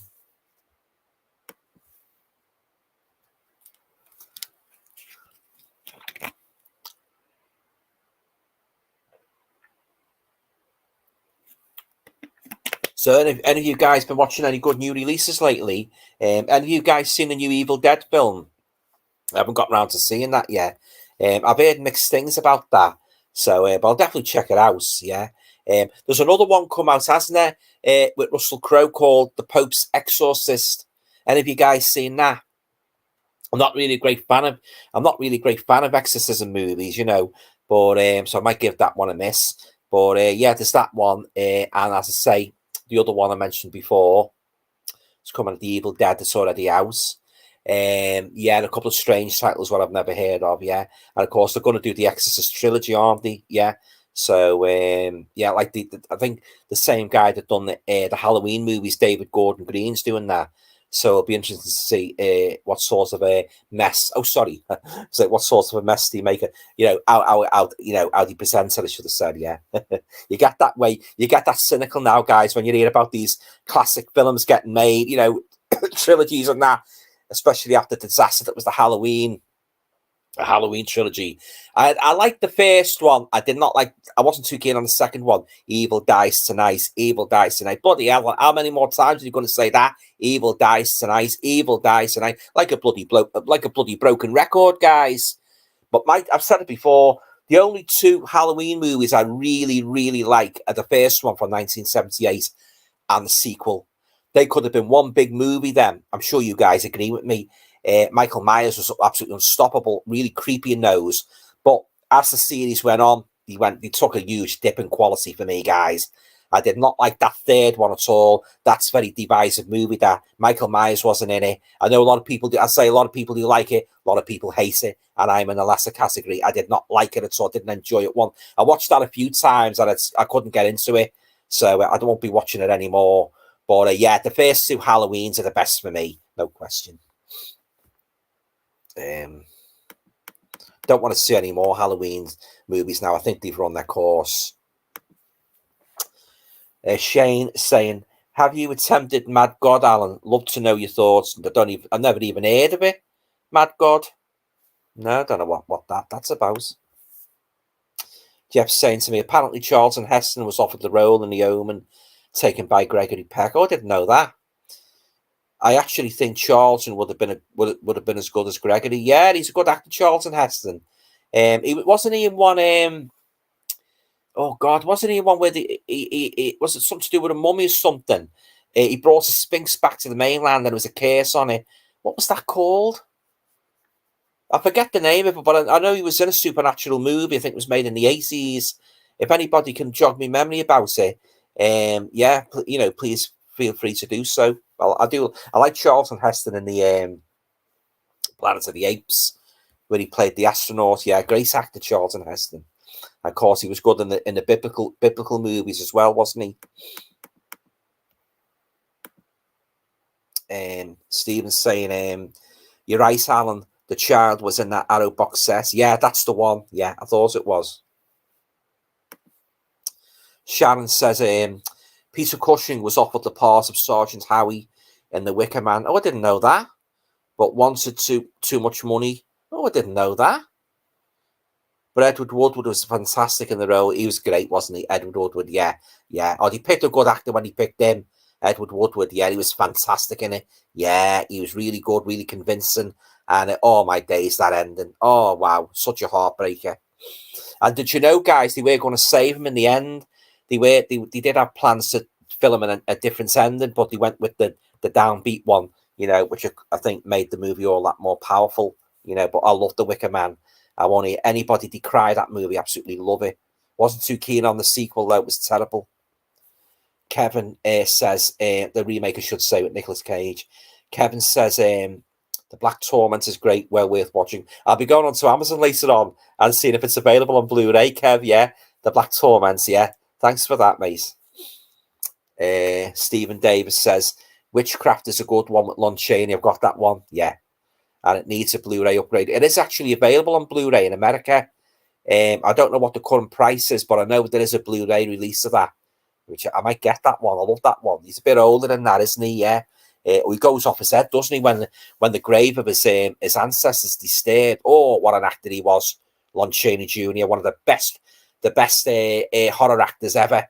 You know, of course, he played other roles as well as horror roles, but he was fantastic, Lon Chaney Jr. Just his facial expression, you know, and when he played Larry Talbot and the Wolfman, oh my days. I think he was born to play that role. He really was. Yeah, I love Lon Chaney Jr. Am I Dead? Yes. To Shannon Lawton. Really, Sergeant Howie? Yeah, I was quite surprised myself. Thought he would have been too old for that role. Yeah, I thought that. Yeah, I thought that too. Yeah, sure, it wasn't Lord Summerisle. Yeah, the Christopher Lee role with Christopher Lee wore that wig. It could have been Lord Summerisle, yeah. You hear all these stories bandied about, don't you? And sometimes you don't really know if they're true or they've been sort of like embellished and embellished and embellished.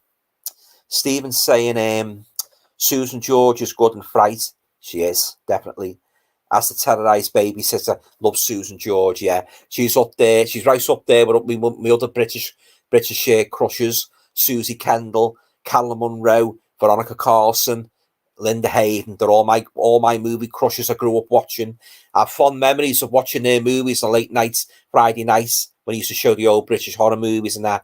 You know, good old Christopher Lee and Peter Cushing, you know, cheered me up many a Friday night, you know, yeah, oh yeah, fantastic Susan George. In the Roald Dahl Tales, unexpected as well, wasn't she? Am I Dead Yet? Sybil Danning in Howling too. That was the one where she keeps ripping her top off, yeah. Richard Brown, Abyss of Sacrilege. But I recently watched Videodrome for the first time for a few years and found that boring. I love Cronenberg though. Do you know what? I'm not a big fan of Videodrome either. I think it's very overrated. You know, yeah. James Woods and Debbie Harry could never really get into it.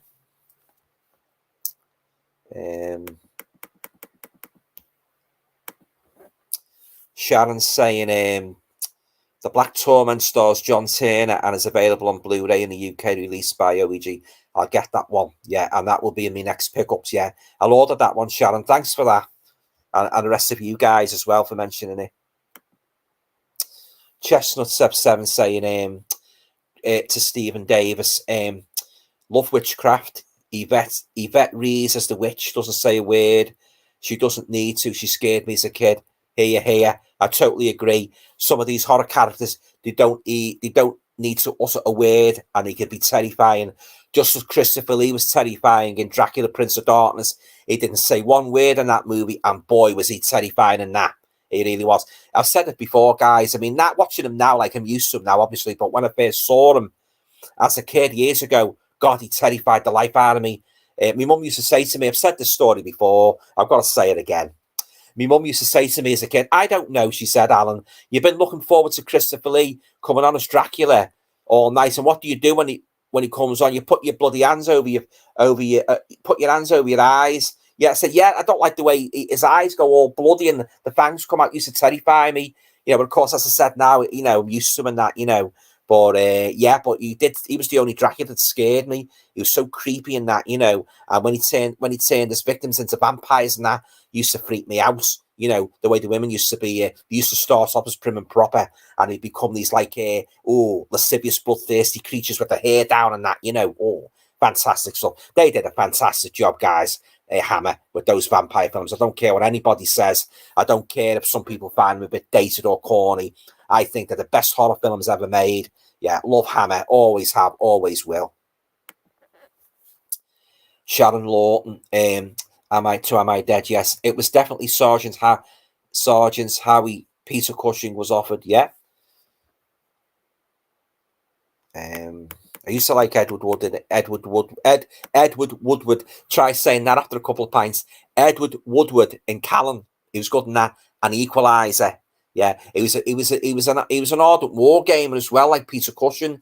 Yeah, he used to play war games. He had a big collection of model soldiers, according to what I've read. Yeah, one of our best actors, Edward Woodward. Jeff's saying, real father and daughter, Donald and Angela Pleasanton from. Oh, you're mentioning one of my favourite movies there, Jeff, From Beyond the Grave. Yeah, I love that one.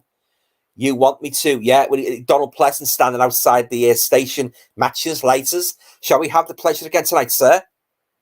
Oh, I love that one. Yeah, it always brings a smile to my face. That one, that segments with Donald Pleasant playing the old war hero and that, and his daughter was really creepy. She starts humming a tune, doesn't she? That weird tune and that. Oh yeah, it's a great one. That. Yeah, but I say as well as scaring me, it always brings a smile to my face. And he's like, "Shall we have the pleasure again tonight, sir?"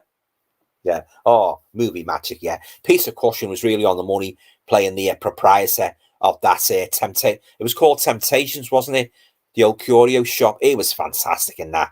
Peter Cushing, yeah. Oh, still missing to this day, and Christopher Lee, and all the other horror actors. I grew up with all them guys. I've said it before, and I've got to say it again. They were my heroes as a an early horror fan, and I still derive a lot of enjoyment, revisiting them today. It's like going back to an old friend, if you know what I mean. I'd rather put one of their movies on and watch that, even though I've seen it over and over and over again. I'd rather put one of their movies on and watch that than stick one of these new ones on with bloody teenagers and bonking in the woods and that, and every word out of the mouth. F this, F that, F this, F that. Who wants to watch that in a horror movie? When I watch a horror movie, I want to be sit down. I want to be entertained by a good, solid story with good characters. And even Stephen King said this himself. If you haven't got good characters in a horror story, you might as well give up. Characters very important in a horror movie, very important in a horror novel.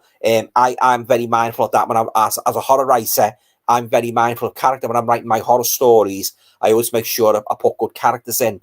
Because if the characters are no good, you lose interest. Yeah. Oh yeah. But those old horror actors, I'd rather watch their movies any day. There's only been really a handful of modern horror movies that's really impressed me. I like Terrifier, although I thought the second one was a bit long, and I didn't like the stupid Sesame Street setting and that. I like that. I like some of Naomi Watts' movies, the Ring movies. I like them. But I'd say Terrifier is about talking recent horror movies. I think Terrifier is about one of the best ones I've seen. But a lot of them, the Americans seem to have a tendency to put a lot of these bloody stupid teenagers in, unlikable characters and that. And which is sort of like, it doesn't appeal. I just switch off now. When I put a horror movie on and see bloody teenagers in, the usual formulaic thing, I say, oh, I'm putting this off. You can't beat the old horror stars. Sharon's saying to Sean Hudson. Oh, Sean Hudson, who wrote The Slugs. Yeah, he was a great writer. Yeah, he was the heavy metal man of horror. He didn't pull any punches with his novels. Yeah, I read a couple of his. Sean Hudson, yeah. He was a great horror author that wrote some great books. Oh, yeah. Not the sort of books you can read on it when you've just had your tea. Very strong stuff. Horror Bruce. Okay, mate. Thanks for turning up. I was just speaking about the Rats book as my friend just bought it today. It got me speaking about the book.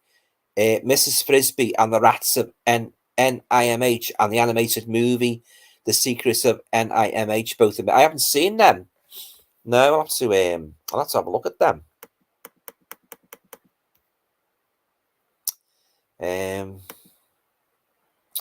Chestnut77 is saying, I read that Ian Bannon was killed in a car crash in Loch Ness, so I don't know about that. He's a good actor, Ian Bannon. He's been in a lot of horror thrillers, yeah. Fantastic actor, Ian Bannon. Sharon's saying The Awakening. That's the one I was thinking of before with Charlton Heston and The Awakening, yeah. I'll have to check that out. I've only seen trailers of it. I haven't seen it right through. So that is one I shall definitely have to check out. Am I Dead Yet? Is saying to Chestnut 7. What recently or years ago? I thought Ian Bannon died years ago. I'm not too sure what year Ian Bannon died. Yeah, but he's a great actor. He's a great actor. He made some fantastic movies. Yeah, they are. Jeff's echoing my sentiments here. Ian Bannon was an excellent actor. Yeah, always loved him in Flight of the Phoenix. Yeah, excellent actor, definitely. Brian's saying, I've heard Black Sunday with Barbara Steele is a really good anthology film. Yeah. Do you mean I know Barbara Steele did make one called Black Sunday. Wasn't that the one where she got the mask over her face with the nails and he banged the mask into her face? That was wasn't that just an ordinary straight horror film? I know. Are you thinking of Black Sabbath with Boris Karloff? That was an anthology movie. A lot of people get them confused. They get the Black Sunday and Black Sabbath. Black Sabbath was the one with Boris Karloff. He was like the bookend of the film, and he actually starred in one, didn't he? He played that vampire, that creepy vampire creature. Was it the Vrolocks? Yeah, very good in that. But I think that you might mean that one, Brian. Black Sabbath. Am I Dead Yet? Says The Wicker Man wouldn't have been as memorable if it wasn't for the ending. If Howie had just saved the girl and beat the bad guy, it would have just been another predictable film. Yeah, I suppose. Yeah, you've got a point, but I still love it though. You know, I love the way it starts off ordinary. Like you think it's just gonna be an ordinary sort of like a relaxed movie, and that just a simple story about a police officer looking for a missing girl, no horrific elements. So I love the way it escalates into something really dark and disturbing. And of course, what can I say about the ending? But yeah, I suppose you've got a point there. But I love The Wicker Man. I just can't conceive The Wicker Man in any form as being a film I wouldn't like. I just love it. It's one of my all-time favorite horror movies, The Wicker Man. Kevin's saying Bright is very good. It is, Kev. It's very good, yeah. Susan George, yeah. And a very, very young Dennis Schwartzman's in it as well. He plays a boyfriend, yeah. Oh, he suffers in that movie, doesn't he? Oh. Yeah, I love Fright.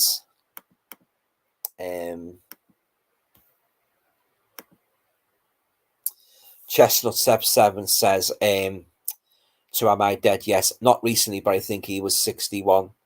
Right, Ian Bannon. Jeff says to Brian, check out the vampire kid knocking on the door at night in Black Sabbath. Reminds me of the vampire kid at the window, Salem's Lot. Inspiration, perhaps. Yeah. Very creepy scenes. Am I Dead Yet? To Chestnut 7. Sure, he died not long after making Waking Ned. I haven't seen that one, Waking Ned. Chestnut 7 says, I only read it the other day. Oh, right. Kevin says Black Torment is very atmospheric. Alan, yeah, I'll be ordering that tonight. Yeah, definitely. Yeah, give that a go. Black Torment.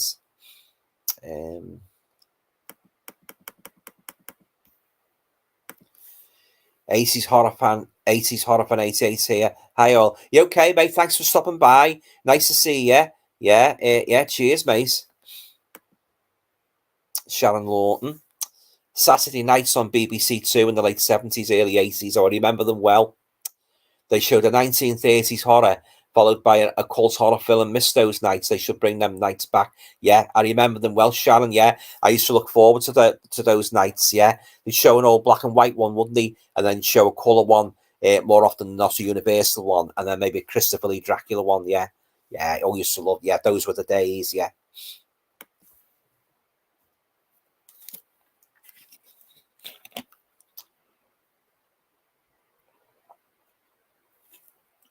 Oh yeah, he showed some really good movies then in the late 70s and early 80s on BBC.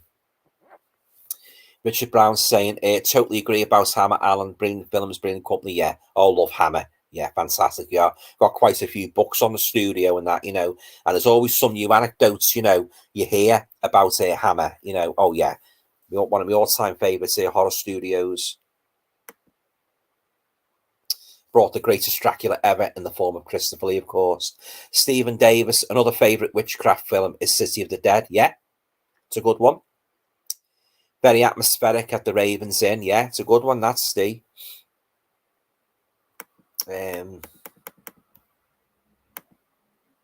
Sorry, guys, the comments have just jumped a bit here. Just trying to make sure I don't miss anybody else. Brian saying to Jeff, sounds really good. We'll definitely check it out. Yeah. Jeff's saying to Brian, Boris Karloff, one of his best roles in my view. I love Boris Karloff. Yeah. Yeah, one of the greatest horror actors ever. They called him the king of horror, didn't he? Stephen saying Angela Pleasant is superb and from Beyond the Grave. She certainly is superb in Beyond the Grave, and that is one superb movie. One of my all-time favourites horror portmanteau movies. I love it. I love the idea of the different people going to the shop and that, you know, and running afoul of Peter Cushing and that, getting in his bad books, you know, trying to dip into the till or whatever. And well, of course, like whatever item they buy, they sort of like you know, they get paid back, don't they? Yeah. That's a good one with Ian Ogilvy as well, where he buys the old door. That's a great one, that, yeah. But they're all good. Having said that, they're all good stories. I love the Yorkshire accents, what Peter Cushing puts on in that, yeah. And he goes, shouldn't have done that. Yeah, oh, fantastic, yeah. Stephen Davis, HMV have a 2 for £15 on 88 releases. Beware My Brethren, got that one. I like that movie. Is worth a pick up. Yeah, it's a good one, that. Patrick McGee. Yeah, Beware My Brethren. Yeah, it's lovely picture quality as well, Steve. Yeah, I like that one. 80s horror fan is saying, one of the best horrors for me is Funhouse by Toby Hooper. Do you know, it's been quite a few years since I saw that one. I'll have to check that one out again. I love the setting, 70s, 80s USA. Love that. I'm all for the setting of the 70s and 80s horror films. Yeah, me too. Today's Can't Touch It. You hit the nail on the head there, mate. Yeah, definitely, yeah. I'll have to check out the Funhouse, yeah. There's a couple of versions of that, isn't it? There's they brought a 4K house, and it's like a Blu-ray, and it's a DVD. Screen Factory have done one, haven't they, as well? But I wouldn't mind getting that 4K. Yeah, it's years since I saw the Funhouse, so but I do remember enjoying it immensely. So I most probably get the 4K. Yeah, good movie.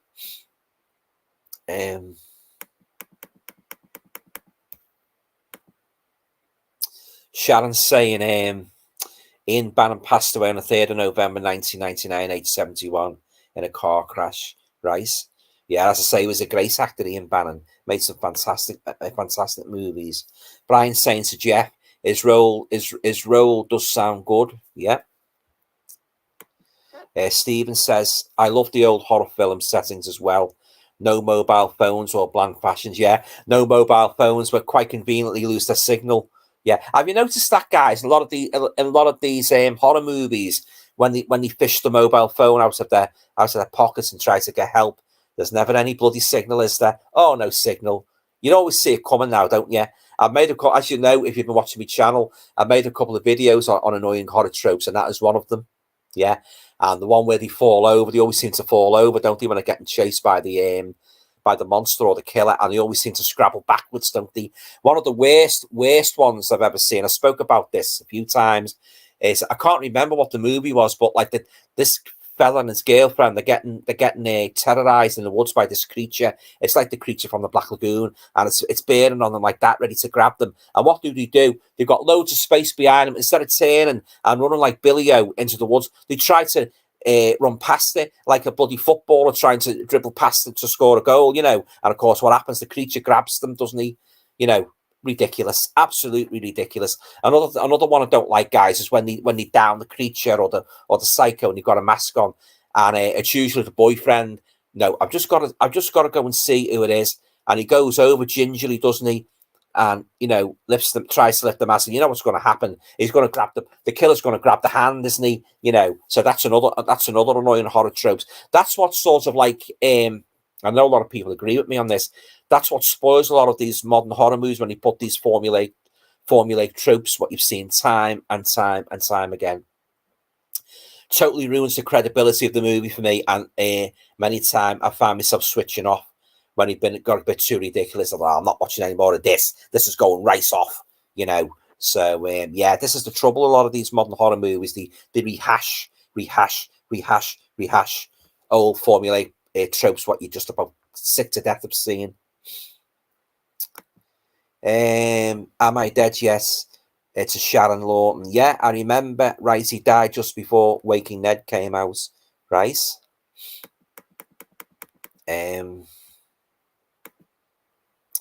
Jeff says, Alan, have you seen David Niven, Eye of the Devil? You just mentioned one of my all-time favourite horror movies there, Jeff. I love that movie, Eye of the Devil. Oh, you were a bit disappointed with it? Oh, right. Oh, I love it. Yeah, I was only saying to my mum the other night, I can't understand these people who found Eye of the Devil a bit slow. I love it.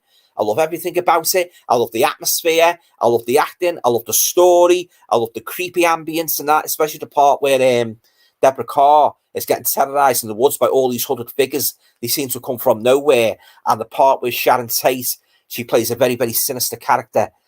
She's got this like medallion around her neck and that, and she tries to push Deborah Carr off the parapet of the house. This big house in the French countryside. Oh, I love Eye of the Devil. Yeah, I love it. Yeah, I won't hear that movie decried at all. And I just wish he'd have made it in colour, because it would have looked lovely in colour. I've seen like stills of the movie. I've seen Sharon Tate and that. And she's got this like dark blue pullover on, and she really stands out in that with her long hair and that, or honey blonde hair. Oh, she's one of the most gorgeous women I've ever seen in film. Sharon Tate, very, very sadly, very short-lived career, due to what happened and that. But oh yeah, I love Eye of the Devil, and I love it in I spoke about it before, guys. The Dance of the Vampires, the kind of like a vampire spoof, on the Hammer films, directed by her husband Roman Polanski. That's a great one. That the Dracula character, he was quite creepy. Fairy Main, yeah, love that. But Eye of the Devil, that's one of my all-time favorites. Horror movies that from the 60s. I've watched it time and time again, and I love it. And I can see myself watching it again in a couple of weeks' time. I just love it that much. I love it. It's a kind of like a folk horror. If anybody wasn't seeing it, I won't reveal how it ends. But it's very, very reminiscent of The Wicker Man. But of course it's its own beast. At the same time it's its own beast. If you know what I mean. But oh yeah, I love Eye of the Devil. One of my all-time favourites. I'm surprised there, Jeff. You were disappointed with it. But then again, as I said before, we can't all like the same things. That's what makes being a horror fan and discussing movies so interesting. It's just like the weather. We don't all like the same weather. Some people like hot weather. Some people hate hot weather. But yeah, as I say, you could go on, couldn't you, about different things and that. But yeah, everybody to their own taste anyway. So right, Sharon Lawton, what decade do you think made the best horror movies?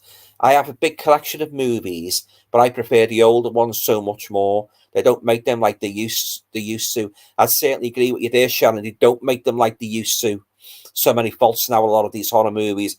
But now you're asking there, what decade? I would say I'd give you more than one. My favourites would have to be the 30s and 40s, the old Universal movies. They were the movies that got me into horror. And then the 50s with the start of the Hammer films of Christopher Lee. I like a lot of 60s horror movies, as I just said before. Eye of the Devil, love Carnival of Souls, movies like that. The sweet Sound of Death, of course. Psycho, 70s again. Some great movies in the 70s, The Omen, the Pete Walker movies, Halloween, yeah. 80s, there was some good slasher movies in the 80s. I would regard that as the slasher decade, yeah. The 90s, not so keen on the 90s, and the noughties even less so. But yeah, have you noticed how it comes nearer and nearer? My estimation goes and it takes a little bit of a nosedive, yeah. But oh yeah, 30s, 40s, 50s, 60s, 70s, and 80s. But there was some good 90s movies, like the odd one, yeah. But yeah, I love the old school horror, just like yourself.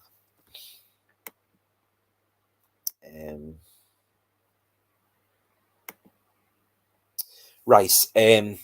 Chestnut 7 is saying, or the car only starts just in nick of time. Oh, I know, yeah. That's annoying. That's another annoying horror trope as well. Yeah. And the part where they never seem to put the bloody lights on when they hear a sound downstairs and that, they never put the bloody lights on, do they? That's one of the worst ones, that. And another one I think is corny as well, where you get like the main protagonist, like it could be the heroine and that, could be that final girl, where she sort of like, she says to her family, "You stay there. This is between me and him."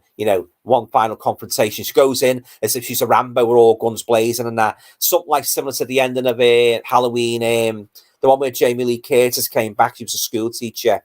Halloween H2OO, wasn't it? Where she said, this is a personal battle between me and Michael.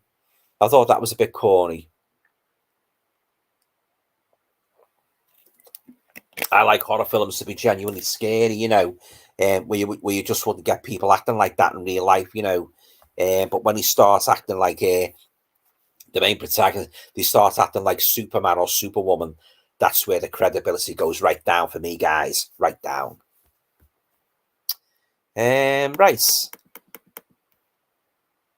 Next comment is from Am I Dead? Yes. It says, craziest kill in a horror film, I'd say Shannon Elizabeth and Jack Frost, not the Michael Keaton one. That is bizarre and funny. I saw Jack Frost many moons ago. I don't remember too much about it. Jack Frost 2, I don't think that was as good, the sequel, but I have seen Jack Frost, but I say I don't remember too much about that one. Jeff's saying, glad you enjoyed Eye of the Devil. Yeah, I love it. It was okay, but I think I was expecting more. You're right, it should have been in colour. Well, you never know, one day they might colorise it. I know it's not the same being colorised, but it would be nice to see it in colour. I know, speaking before about 20 Million Miles to Earth, they did a colorised version of that, which was the one I watched last night. And beautiful colour, but obviously, it's been colorised and that. But yeah, that didn't have the same magic as when I watched it many years ago, yeah. Well, there you go.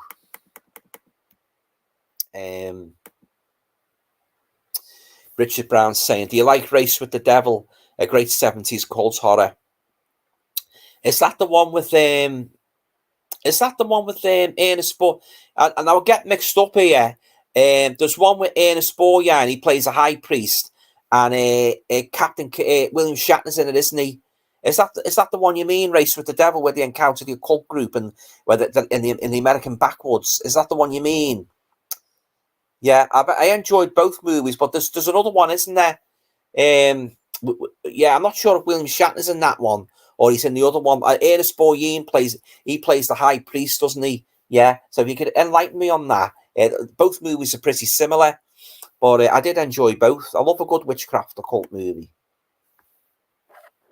The one I've got is the one where they actually got Anton LaVey, who was head of the Church of the Saint. They got him on as a consultant, believe it or not, when they were making the movie to give advice on black magic practices and that. Yeah, this is all in the extras. Yeah, so yeah, it's very interesting. 80s horror fan 88. The Scary Movie franchise exposed a lot of the horror tropes pretty well. I've only seen one or two of those, to be honest with you. But I do know they've got a big fan following them. Yeah, they do like spoofs, don't they, on all the horror, the top horror movies. Yeah. They done one with, didn't they do? They done two spoofs with Paranormal Activity. Paranormal Activity, didn't it? Wasn't he a coloured guy in it? Haunted House. Two Haunted House movies, weren't they? They were like a spoof on the Paranormal Activity movies. I'm sure they're called a Haunted House 1 and Haunted House 2. I haven't seen them right through, guys, but I have seen the trailers, and it's obvious that there's spoofs on the the Paranormal Activity films. Sharon's saying, apparently there is a new Nosferatu movie coming out, being directed by Robert Eggers. who did The Witch and Lighthouse, so this should be a bit of a strange take on this. Another Nosferatu movie. Oh my days! They better not make a bloody mess of it.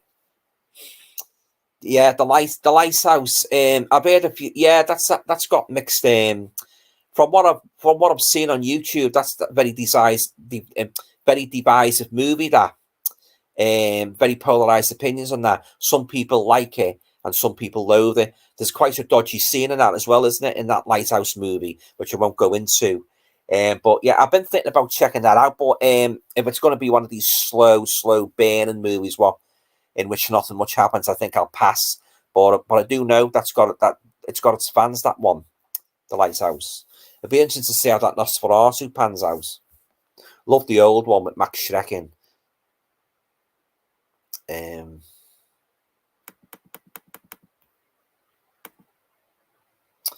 Jeff's saying to me, Alan, have you seen The Horde, a French zombie film? It's really good, I think. I hardly hear it mentioned by the horror film fans. Do you know what, Jeff? I don't think I've seen that one, The Horde. I have seen it advertised and that, seen the cases on Amazon and that. I'll have to check that out. Yeah, The Horde, yeah. Cheers for that, Jeff. Stephen's saying the 1970s probably the best era for horror. I wouldn't disagree with that. One of my all-time favourites eras of horror, as I said before. Pretty average after the 90s, yeah. Very average after the 90s, yeah. Not very memorable horror movies at all after the 90s, unfortunately.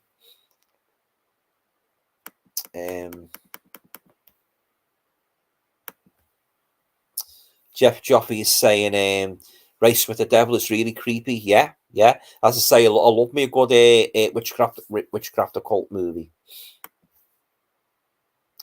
That's the one I was talking about when I got mixed up with Race with the Devil, The Devil's Reign. That's the one I've got. Yeah, William Shatner. Yeah, I always get that mixed up with Race with the Devil. Wasn't the girl out of MASH in that in Race with the Devil? What was her name? Was it Loretta Swift? Yeah, she was in Race with the Devil and William Shatner. Yeah, you're right. The Devil's Reign with Ernest Borgnine. I always get those two movies mixed up because I think they were made around about the same time, weren't they? But I'll have to get Race with the Devil. I haven't got that one in my collection, but I've got The Devil's Reign. Thanks for that, Richard. Jeff saying Piece of Fonda's in Race with the Devil and Rice. Yeah, as I just said, Jeff, I'll have to get that one. Yeah, I saw it on telly many years ago, and I do remember enjoying it. So yeah, it's very I always get them mixed up. The Devil's Reign and Race with the Devil. Stephen Davis, another folk horror film, is Alison's Birthday from 1981. A great Aussie slow burner. I don't think I've seen that one, Steve. No, I'll have to check that one out. Alison's Birthday. I love a good folk horror movie. Richard Brown says Robert Eggers is a great director, right?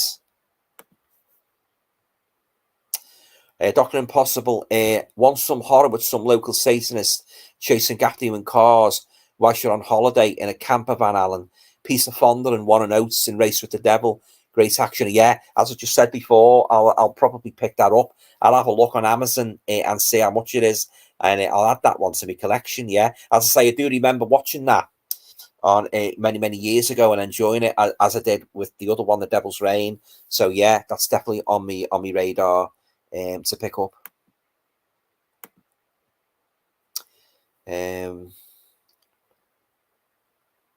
Sorry guys, the comments just scrolled up a bit.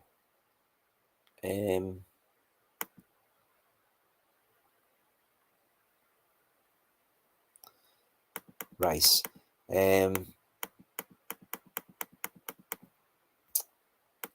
Right. Dr. Impossible says again, Jeff, Up Above just beat me to it. Yeah. Worth to watch when to people recommend it. Yeah, it's a good movie. Both good movies, those two. Stephen Davis, Race with the Devil is superb. I have it on a double feature with Dirty Mary, Crazy Larry. Yeah, I'll have a look on Amazon after and see how much it is on. Is that available on Blu-ray? Do you know, Steve, or is it just DVD?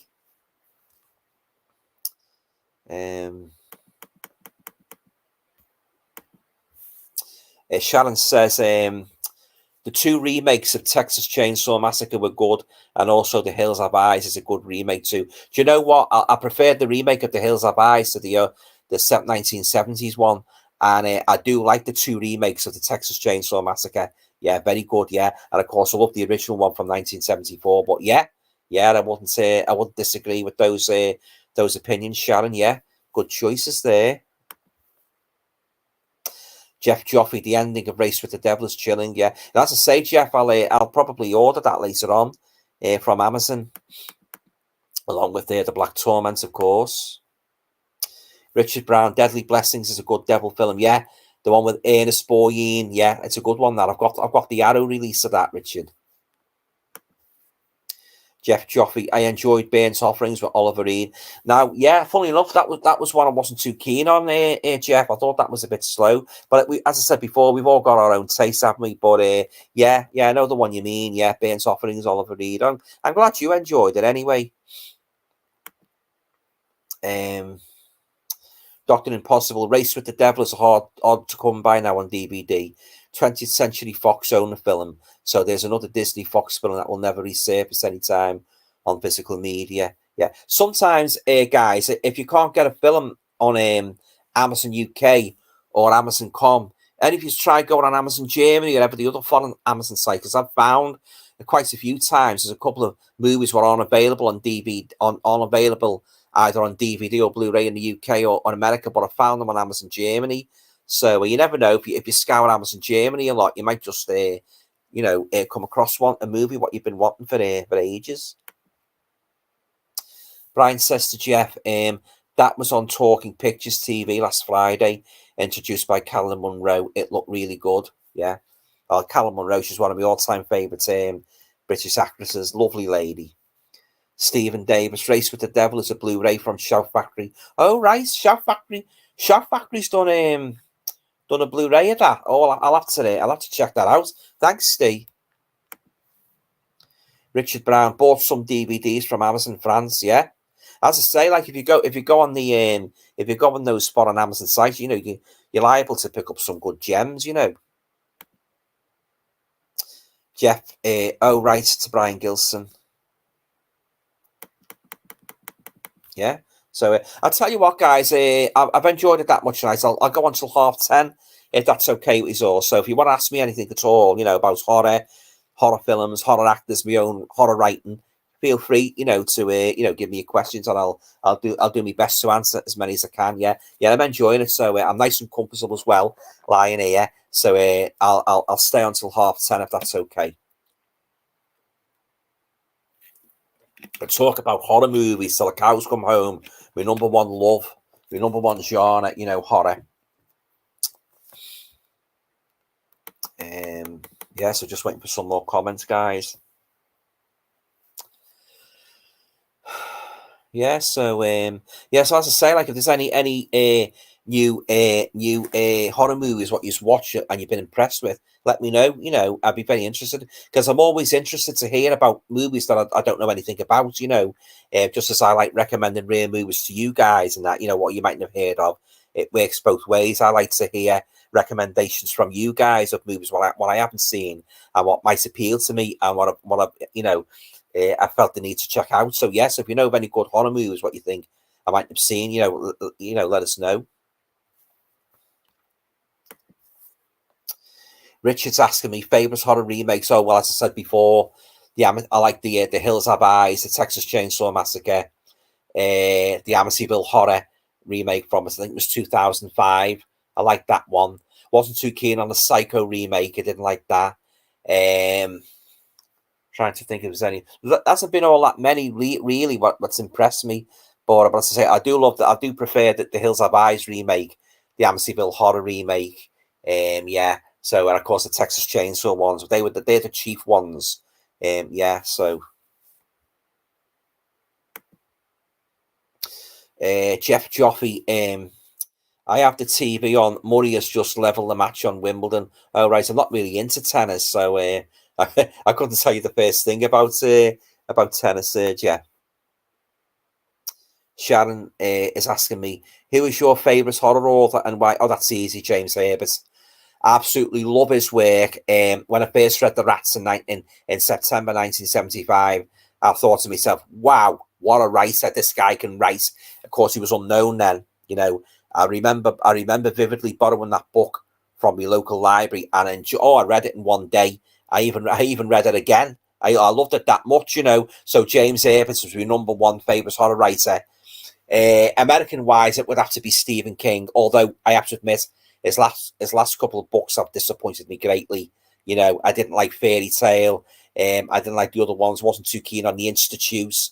I liked the first Mr. Mercedes one, but after that, I wasn't too keen on the others. You know, I didn't like. There's one or two others I didn't like what he wrote in that. The later ones, yeah, but I prefer his early ones. Salem's Lot, you know, The Shining, Misery was like, whoa, that was one horrific book. And Kathy Bates in the movie, oh my days, especially that scene with the hobbling. Oh God, I won't go on too much about that. You know what I mean?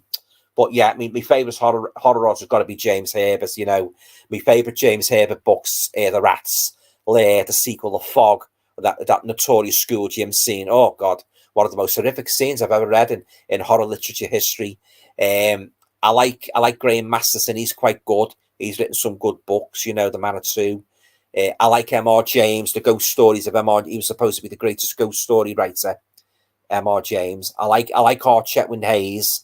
A lot of his stories have been adapted for the Amicus, especially that one with Vincent Price in The Monster Club from 1981. He had the one with B.A. Robertson's in the nightclub singing. Yeah, I used to love B.A. Robertson. He sang Bang Bang in that in 1979 and To Be or Not to Be. So yeah, R. Chetwynd Hayes. I like Richard Matheson. He wrote Hell House, yeah. The Incredible Shrinking Man. He's good. John Wyndham's good. He wrote the Village of the Damned, and he wrote Day of the Triffids. Day of the Triffids is one that needs a Blu-ray release, a decent release, yeah. So if any boutique labels are watching, Day of the Triffids, it'd be a good option for you, to release, and make sure you pack it with loads of extra special features, yeah. So, oh yeah, it's got to be James Herbert, yeah, my number one horror writer, fantastic writer, still very much sadly missed to this day.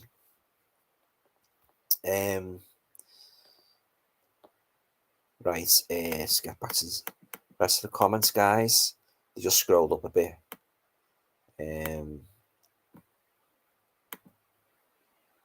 Brian says, so Jeff, that's great news, right? Am I Dead? Yes. Have you seen the horror comedy The Cottage with Andy Serkis and Scouse actress Jennifer Ellison?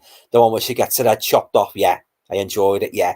It's a good horror comedy. Don't remember too much about it because it's a few years since I saw it, but I always remember that decapitation scene. Yeah, it's a good one, that. Yeah, good fun horror movie.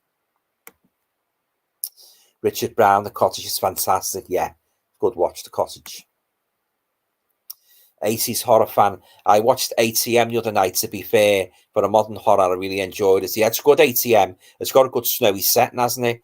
All about three workmates trapped in an ATM booth by a madman who does not want their money. Yeah, it's good ATM. I've got the Blu-ray of that. In my collection. Yeah, it's a good watch. That I totally agree.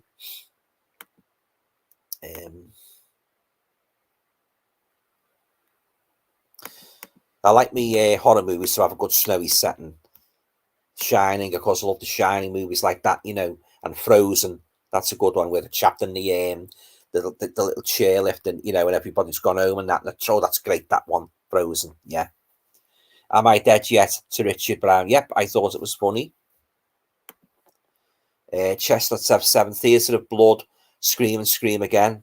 The Dunwich Horror. Talking Pictures tomorrow. Great movies, yeah. Especially Theatre of Blood. Oh, I can never forget that poodle pie scene and that, guys. Do have some more. Vincent Price, he force feeds Robert Morley, doesn't he? He's one of the critics who tore him to pieces, tore his work to pieces. And Price playing a real madman in this. Edward Lionheart, he gets his own back on them one by one. He gives them real gruesome deaths. And that is the worst one, in my opinion, the death with the poodles, that makes a pie out of his poodles and force feeds them. Yeah, There's a Blood, yeah. Scream and Scream Again. Okay, not one of my favourites. The Dunwich Horror, love it. Love that one. So yeah. Can't beat a bit of classic horror. Brian Gilson, I think he would like the Cellar Club with Carolyn Munro on Friday nights on Talking Pictures TV. They show a lot of classic horror films from the 30s to the 80s. I haven't really watched Talking Pictures much, to be honest, Brian. I'll have to watch it a bit more. I say, yeah, I love me 70s horror, the old horror movies now, 30s, 40s and that, etc. And of course, Carolyn Munro, yeah, as I said before, one of my all-time favourite British actresses. So yeah, I'll have to watch a bit more of that.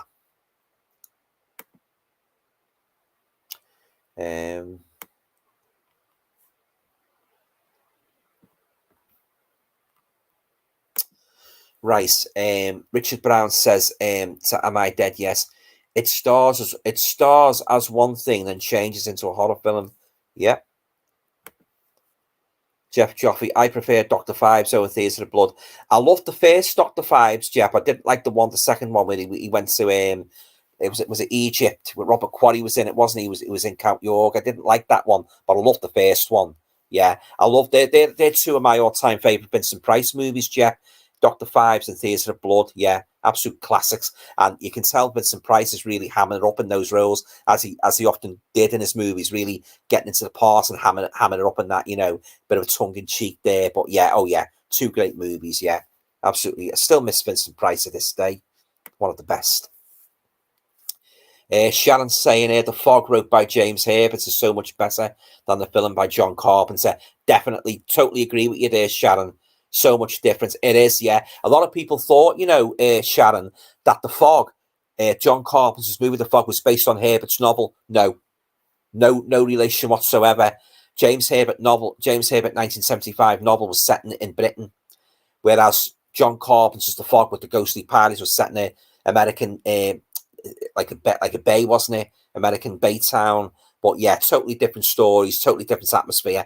And The Fog by James Herbert is the best of the two. I'm not a fan of the John Carpenter Fog movie. I've watched it a few times and I just can't get into it. It's just like The Thing. I'm not a big fan of The Thing.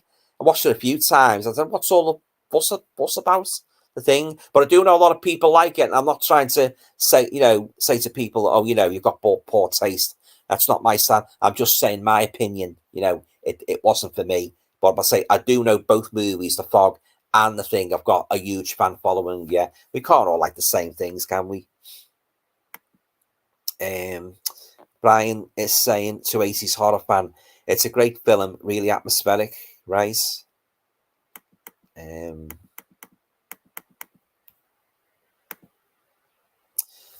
Jeff saying, have you seen the 1981 Day of the Triffids, Alan?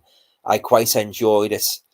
The 1981 version, I have seen a version of it that was shown on TV. I'm not sure if that's the one you mean, Jeff. It was a few years since I saw it. It was okay. It was okay, but got a little bit slow towards the end. But I don't know if that's the same one. Yeah, and the original movie, Day of the Triffids, I haven't seen that. Oh, God. It's a few years since I saw that. So that's what, as I said before, I'd love a boutique label to pick that up and give it the release it deserves, yeah. Great story. 80s horror fan says to Brian, I really enjoyed it. I was pleasantly surprised, right? Brian, so Am I Dead Yet? The Cottage is funny. Good horror comedy. Yeah, I'd certainly second that, Brian. Yeah, great movie. I might pick that up on Blu-ray at some point. Stephen Davis, what do you think of Deadly Friend? The one with the lad who turns his dead girlfriend into a robot. I've been meaning to get that one because I've waited for ages for that to get a decent Blu-ray release. And I believe Screen Factory have brought one out, haven't they? I know a couple of YouTubers have picked that up. And I enjoyed Deadly Friend. I rented it out many years ago on the old VHS player and I loved it. So I've only seen it once. So so I made up that Screen Factory have finally given it the release it richly deserves. So yeah, I most probably pick that up. Deadly Friend, good movie. Richard's saying, have you ever seen Doom Watch film? No, I haven't seen it. And the TV series had a story about super rats before James Herbert wrote the rats. No, I've seen neither. No, I'll have to check those out. Isn't Judy Geeson in the movie of Doom Watch? I'm sure Judy Geeson's in it. Yeah, I love Judy Geeson.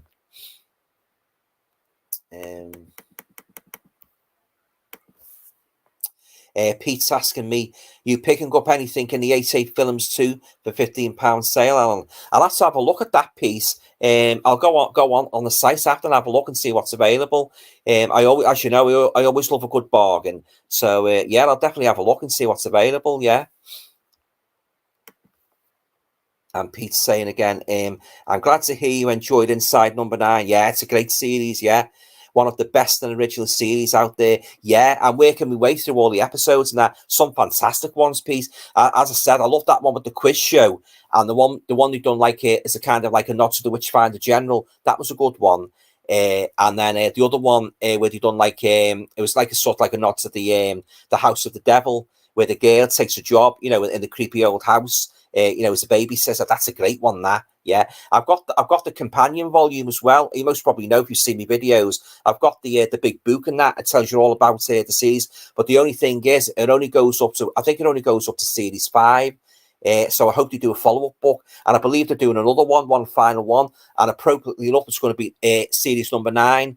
So that's a good way to end the series, isn't it? Yeah. Oh, yeah, I'm enjoying in peace. Yeah. I always look forward to slotting one in, you know, before I go to bed and that, and watching a new one. Yeah, the Grace. Yeah. They bring all the memories back when I used to watch Tales of the Unexpected. You know, back in the late 70s, you know, Roald Dahl and Brian Clements' Thriller. They've got that kind of like sort of like atmosphere about them. And those two guys, they're really talented, aren't they? You know, they wrote some cracking stories, yeah. And you don't see the twist coming. You know, you think it's going to go one way, and it turns out it goes an entirely different way. Oh yeah, I'm really enjoying Inside Number 9. It's a great series, yeah. Really made up with it. Sharon's saying, have you seen the 1967 horror thriller Theatre of Death with Christopher Lee? Very, very hard to get. It's only available on DVD. Is that the one where he's like in a kind of he's in a kind of a circus, and you think he's the killer, but he's not really the killer. It's somebody else. I'm sure that's the one. Doesn't he wear a mask? Like he's like, is he a knife thrower? But you think he's the killer, as I said, but it turns out it's somebody else. If that's the one you mean, I saw that a few years ago. I don't remember too much about it, though, but that could be the one. Isn't Susie Kendall in that one as well? She got a bit part in it. That might very well be the one, yeah. Yeah. Jeff's saying, I love the 1982 The Thing and the 2011 prequel. Oh, so you're a fan of The Thing, are you? Yeah, as I say, I've watched it a few times, and you know, I like the snowy setting, you know, and but yeah, it's not one of my favourites. You know, it's yeah, it's funny, you just can't get into that one. Oh, you like the prequel as well? Yeah, yeah, a lot of people do. Yeah.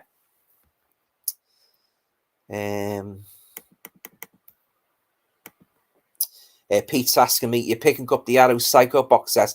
Yeah, as I was saying before, it's very, very tempting, even though I've got the Screen Factory ones, you know, with the slipcovers and that. When I saw they were releasing it and new transfers, yeah, I was very interested, yeah. So, yeah, it's got all new special features on as well. So I just might pick that up, but I will still keep my old Screen Factory ones because I absolutely love them. They got fantastic slipcovers and that. And oh yeah, I love the Psycho series. Yeah, I love all 4 movies. PC. I thought they were all good. You know, every single one of them. And I don't think anybody could have played that part. You know, like Anthony Perkins. He was just made for that role. Yeah, yeah. It looks a good buy that. So I most probably pick that up. Yeah, yeah. Sharon says, I enjoyed your live stream, Alan. Speak again soon. Oh, thanks very much, Sharon. Yeah, yeah, thanks for turning up. We appreciate it. Yeah, and if you, as I say, I always say this to me follows, if you do any shopping, any Blu-ray hunting over the weekend, I hope you manage to pick up some bargains. Yeah, thanks for coming along, and sweet dreams. Yeah, have a good weekend. Stephen Davis, have you seen Dominique starring Jenny Agutter? I haven't seen that one. Although I'm a huge fan. I'm a huge fan of Jenny Agutter, so I've heard of it. But yeah, I'll definitely have to check that out. Does she play a nun in that? Yeah, I'll have to check that one out.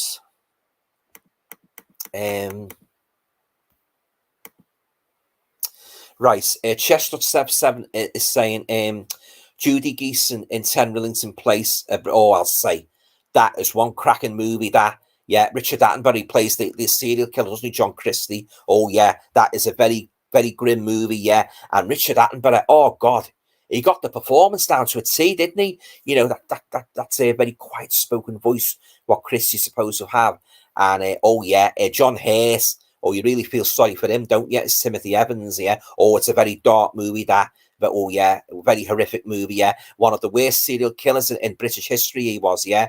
John Reginald Christie, yeah. Oh, it's great, yeah. Richard Attenborough, always, as I say, he was really good in that, yeah. Very, very bleak film, very enjoyable movie. And for anybody who enjoys, true crime, enjoys movies based on actual cases, if you haven't seen 10 Rillington Place, I highly recommend you check that out. It's great, very good movie. Chestnut 7 is saying, yes, Alan, all 4 Psycho films are great. Yeah, they are, yeah. I can't fault any of them. I especially love Psycho 2. I thought that had an outstanding plot, that. It really had me on the edge of my seat, that Psycho 2. Oh, my days, yeah, it really had you guessing. Was it Norman? Had he gone loopy again? Or was it somebody else, doing the killings? Oh, my days. And what an ending. What an ending. Oh, yeah, that's one of the greatest sequels ever made, Psycho 2. Do you know what, guys? I'd rate that on the same level as The Bride of Frankenstein as one of the all-time great sequels. And also Halloween 2. That's another sequel I class as one of the all-time greatest horror sequels ever made. Oh, yeah, I love Psycho 2. Yeah, awesome sequel, and it was great to see the girl, Janet Leigh's sister, return as well. Return at the beginning and that, when Norm was going to be released and that, Vera Miles, she went mad, didn't she? Oh God, it's a great movie. That's Psycho 2, yeah. But I love all the other ones as well, of course, the original, the third one, and the fourth. But Psycho 2, oh my days, what a sequel. What a sequel.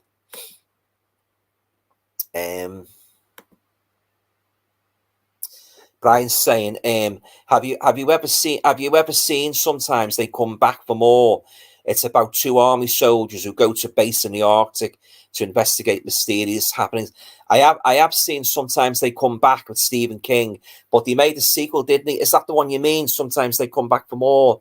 Well, it sounds to me it's an entirely different story to the one, the first one. Sometimes They Come Back, centered around a school teacher, didn't it? He's been terrorized, wasn't he, by class bullies, and doesn't one of them have an accident and he comes back to haunt them. That's a great one, that.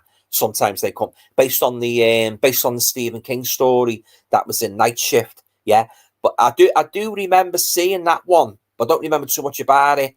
Yeah, Sometimes They Come Back for More. Didn't he do a third one as well about that? I'm sure he done a third one. But I love that first one. I think it's a great one. I think that's one of the greatest short stories Stephen King's ever written. Yeah, Sometimes They Come Back. Stephen's saying, Judy Geeson is Grace and A Candle for the Devil. Yeah, I've got that one. Great movie. A Spanish horror about 2 religious sisters who kill sinners. Yeah, it's fantastic. Yeah, I watched that a few times. Yeah, very enjoyable. Very enjoyable. Chestnut 7, Circus of Horrors, love that. Oh, Anton Differing, it's a great one, that. Yeah, I've got the Blu-ray of that. I think it's Studio Canal. Oh, the picture quality is absolutely pristine. Oh, I love Circus of Horrors. Oh, he's a swine in that, wasn't he? Yeah, great movie. One of the best movies ever made. That best horrors ever made. Am I Dead? Yes. Horror performance that should have been nominated for an Oscar. Ah, now you're asking me. A horror performance that should have been nominated for an Oscar. Oh, God. Well, I'd say Lon Chaney Jr. playing the Wolfman.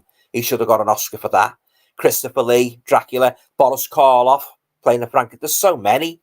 So many. Vincent Price in some of those Roger Corman movies. Can you think of any horror actor that's won an Oscar? I can't think of any. Did what's the name win one? Anthony Hopkins for playing Hannibal Lecter, or the Jodie Foster win. I'm not very good with the Oscars, guys. You'll have to excuse me. I don't really follow them. But oh yeah, I'd say Lon Chaney Jr., Christopher Lee, Boris Karloff, Vincent Price. Yeah, of course Anthony Hopkins. Playing Dr. Hannibal Lecter. Of course, I spoke about him before. Anthony Perkins playing Norman Bates. He should have got an Oscar for that. Did Linda Blair get one for playing Reagan in The Exorcist? I'm not too sure. But oh yeah, there's so many great horror performances over the years, guys. They should have got Oscars for. Peter Cushing's another one. He played Baron Victor Frankenstein. He should have got an Oscar for that. Richard's saying Toni Collette in Hereditary should have been nominated. That's another movie, Richard, I've watched a few times and I can't really get into. You know, I know a lot of people like it, and I've got no problem with that because it has got a big fan following. But on the other side of the coin, there's a lot of people don't like it.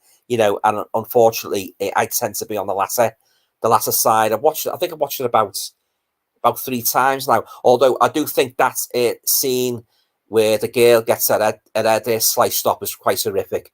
And the general sort of like narrative about the demon. What's the demon's name? Is it Panama, something like that? That's pretty creepy. But having said that, I thought it was pretty slow for me anyway. But I do know a lot of people like Hereditary. Same with Midsummer. I do know a lot of people like that. But I did like the setting in Midsummer. I thought it was lovely. The countryside and that. Maybe if it'd been cut down to say maybe, I don't know, 82 minutes, 90 minutes, I might have enjoyed it a bit more. But yeah, again, it was one of those movies what dragged out. I wanted to like it because I love me folk horror movies, and Midsummer sounded a really interesting concept. But at the end of the day, it did disappoint me. I think its main problem was it was a bit too long and nothing much really happened in it. And I always think about like that trope in it. I've said this before. When he first goes to the commune and he witnessed the first ritual, and one of the guys, they're all gathered around, and I think it's a cliff, gathered around this cliff. One of the guys just throws himself off. It's like it seems to be sort of like a routine ritual with them, and the couple stay in the camp. Now, in real life, if you went to a commune and you saw something like that happen, you'd go, wouldn't you? Say, "Oh, I don't like this. I don't like this. I don't like the atmosphere of this place." I'd be off. So yeah, so that did ruin it for me. But having said that, so it's a beautifully shot movie, Midsummer, and you never know. One day somebody might do like one similar and make it more interesting and horrifying. But yeah, I was disappointed with both Hereditary and Midsummer, unfortunately.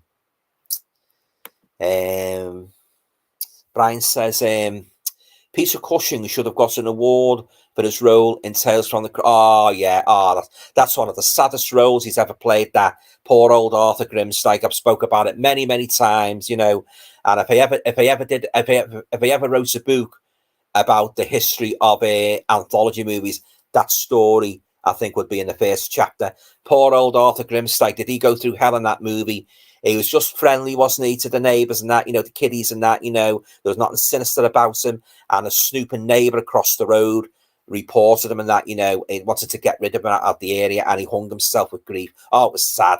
Oh, but he gets his own back, doesn't he, guys? Once he starts doing the Ouija board, talking to his dead wife. And guys, there's a photograph there when Peter Cushing's doing the Ouija board. That photograph that's on the sideboard is the actual photograph of his wife, Helen, who sadly passed away around about that time. Yeah. So when you watch Tales from the Crypt and you watch that scene where he's doing the Ouija board, trying to communicate with his dead wife, that photograph is his actual wife. Yeah. Oh yeah. That's one of the saddest stories that in horror movie history. Poor old Arthur Grimsdyke. Yeah. Awful. Yeah. But oh yeah, Tales from the Crypt is one of my all-time favorites. Well, I think it's my all-time favorites horror anthology movie. And having said that, it's one of my all-time general favourite horror movies, but every single story was good. I loved everything about it. I love the Crypt Keeper, played by Ralph Richardson. I love the segments. Especially the one in the blind man's home as well, where they make the that bullion sergeant major, and they get their own back on him, don't they? All the residents and that, led by Patrick McGee. Yeah, I love the part where he says the sergeant major sitting at the dinner table. He's got this big bloody meal, sumptuous meal. And he's got his dog with him, and he's tucking into the meal. And the poor patients are starving. And Patrick McGee, he bursts into the room and he's looking at him in disgust, gorging on the meal. And he said, "Oh, we get a slop." All the way he says it, and that you really feel his anger and frustration. Yeah, he had a standout voice, didn't he? Patrick McGee, yeah. But getting back to Peter Cushing, he definitely should have got an Oscar for playing Arthur Grimsdyke as one of the saddest, most tragic roles in horror movie history. And every time I watch it, guys, I've watched it many times, more times than I care to mention. And every time I watch that, I come to that story, I really feel sorry for the poor guy. He went through hell, arm a soul man, and that horrible, slimy bee of a neighbour across the road, what he done, yeah, but he got paid back, yeah, people like that always do, you know, snitches. They always get paid back. Yeah. Right. On to the next comments. Am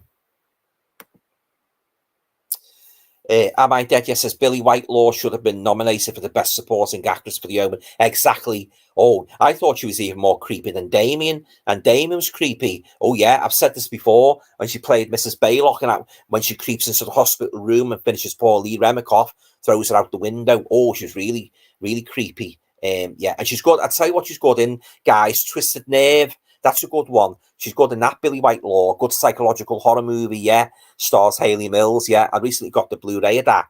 So, oh, she's made many great movies. Billy Whitelaw. Yeah, fantastic actress.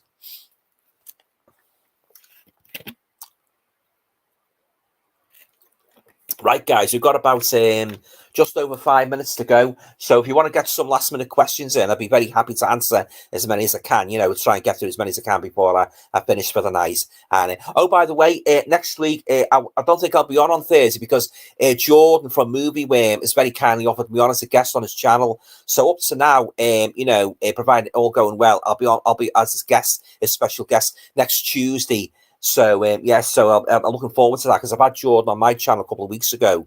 I really enjoyed talking to him. So he's very kindly reciprocated the favour. He's asked me onto his channel next Tuesday. So I'm looking forward to you know, a guest on Jordan's channel. So, you know, if everything goes okay and that as planned and, you know, the stream goes ahead, I'll be back a week next Thursday with my usual solo live stream. Yeah. And of course, I'll be sending out more invitations as the weeks go on for more guests. You know, so again, if you want to appear on my channel, you know, give me a bell or email me, whatever. I'll be happy to have you on. Yeah.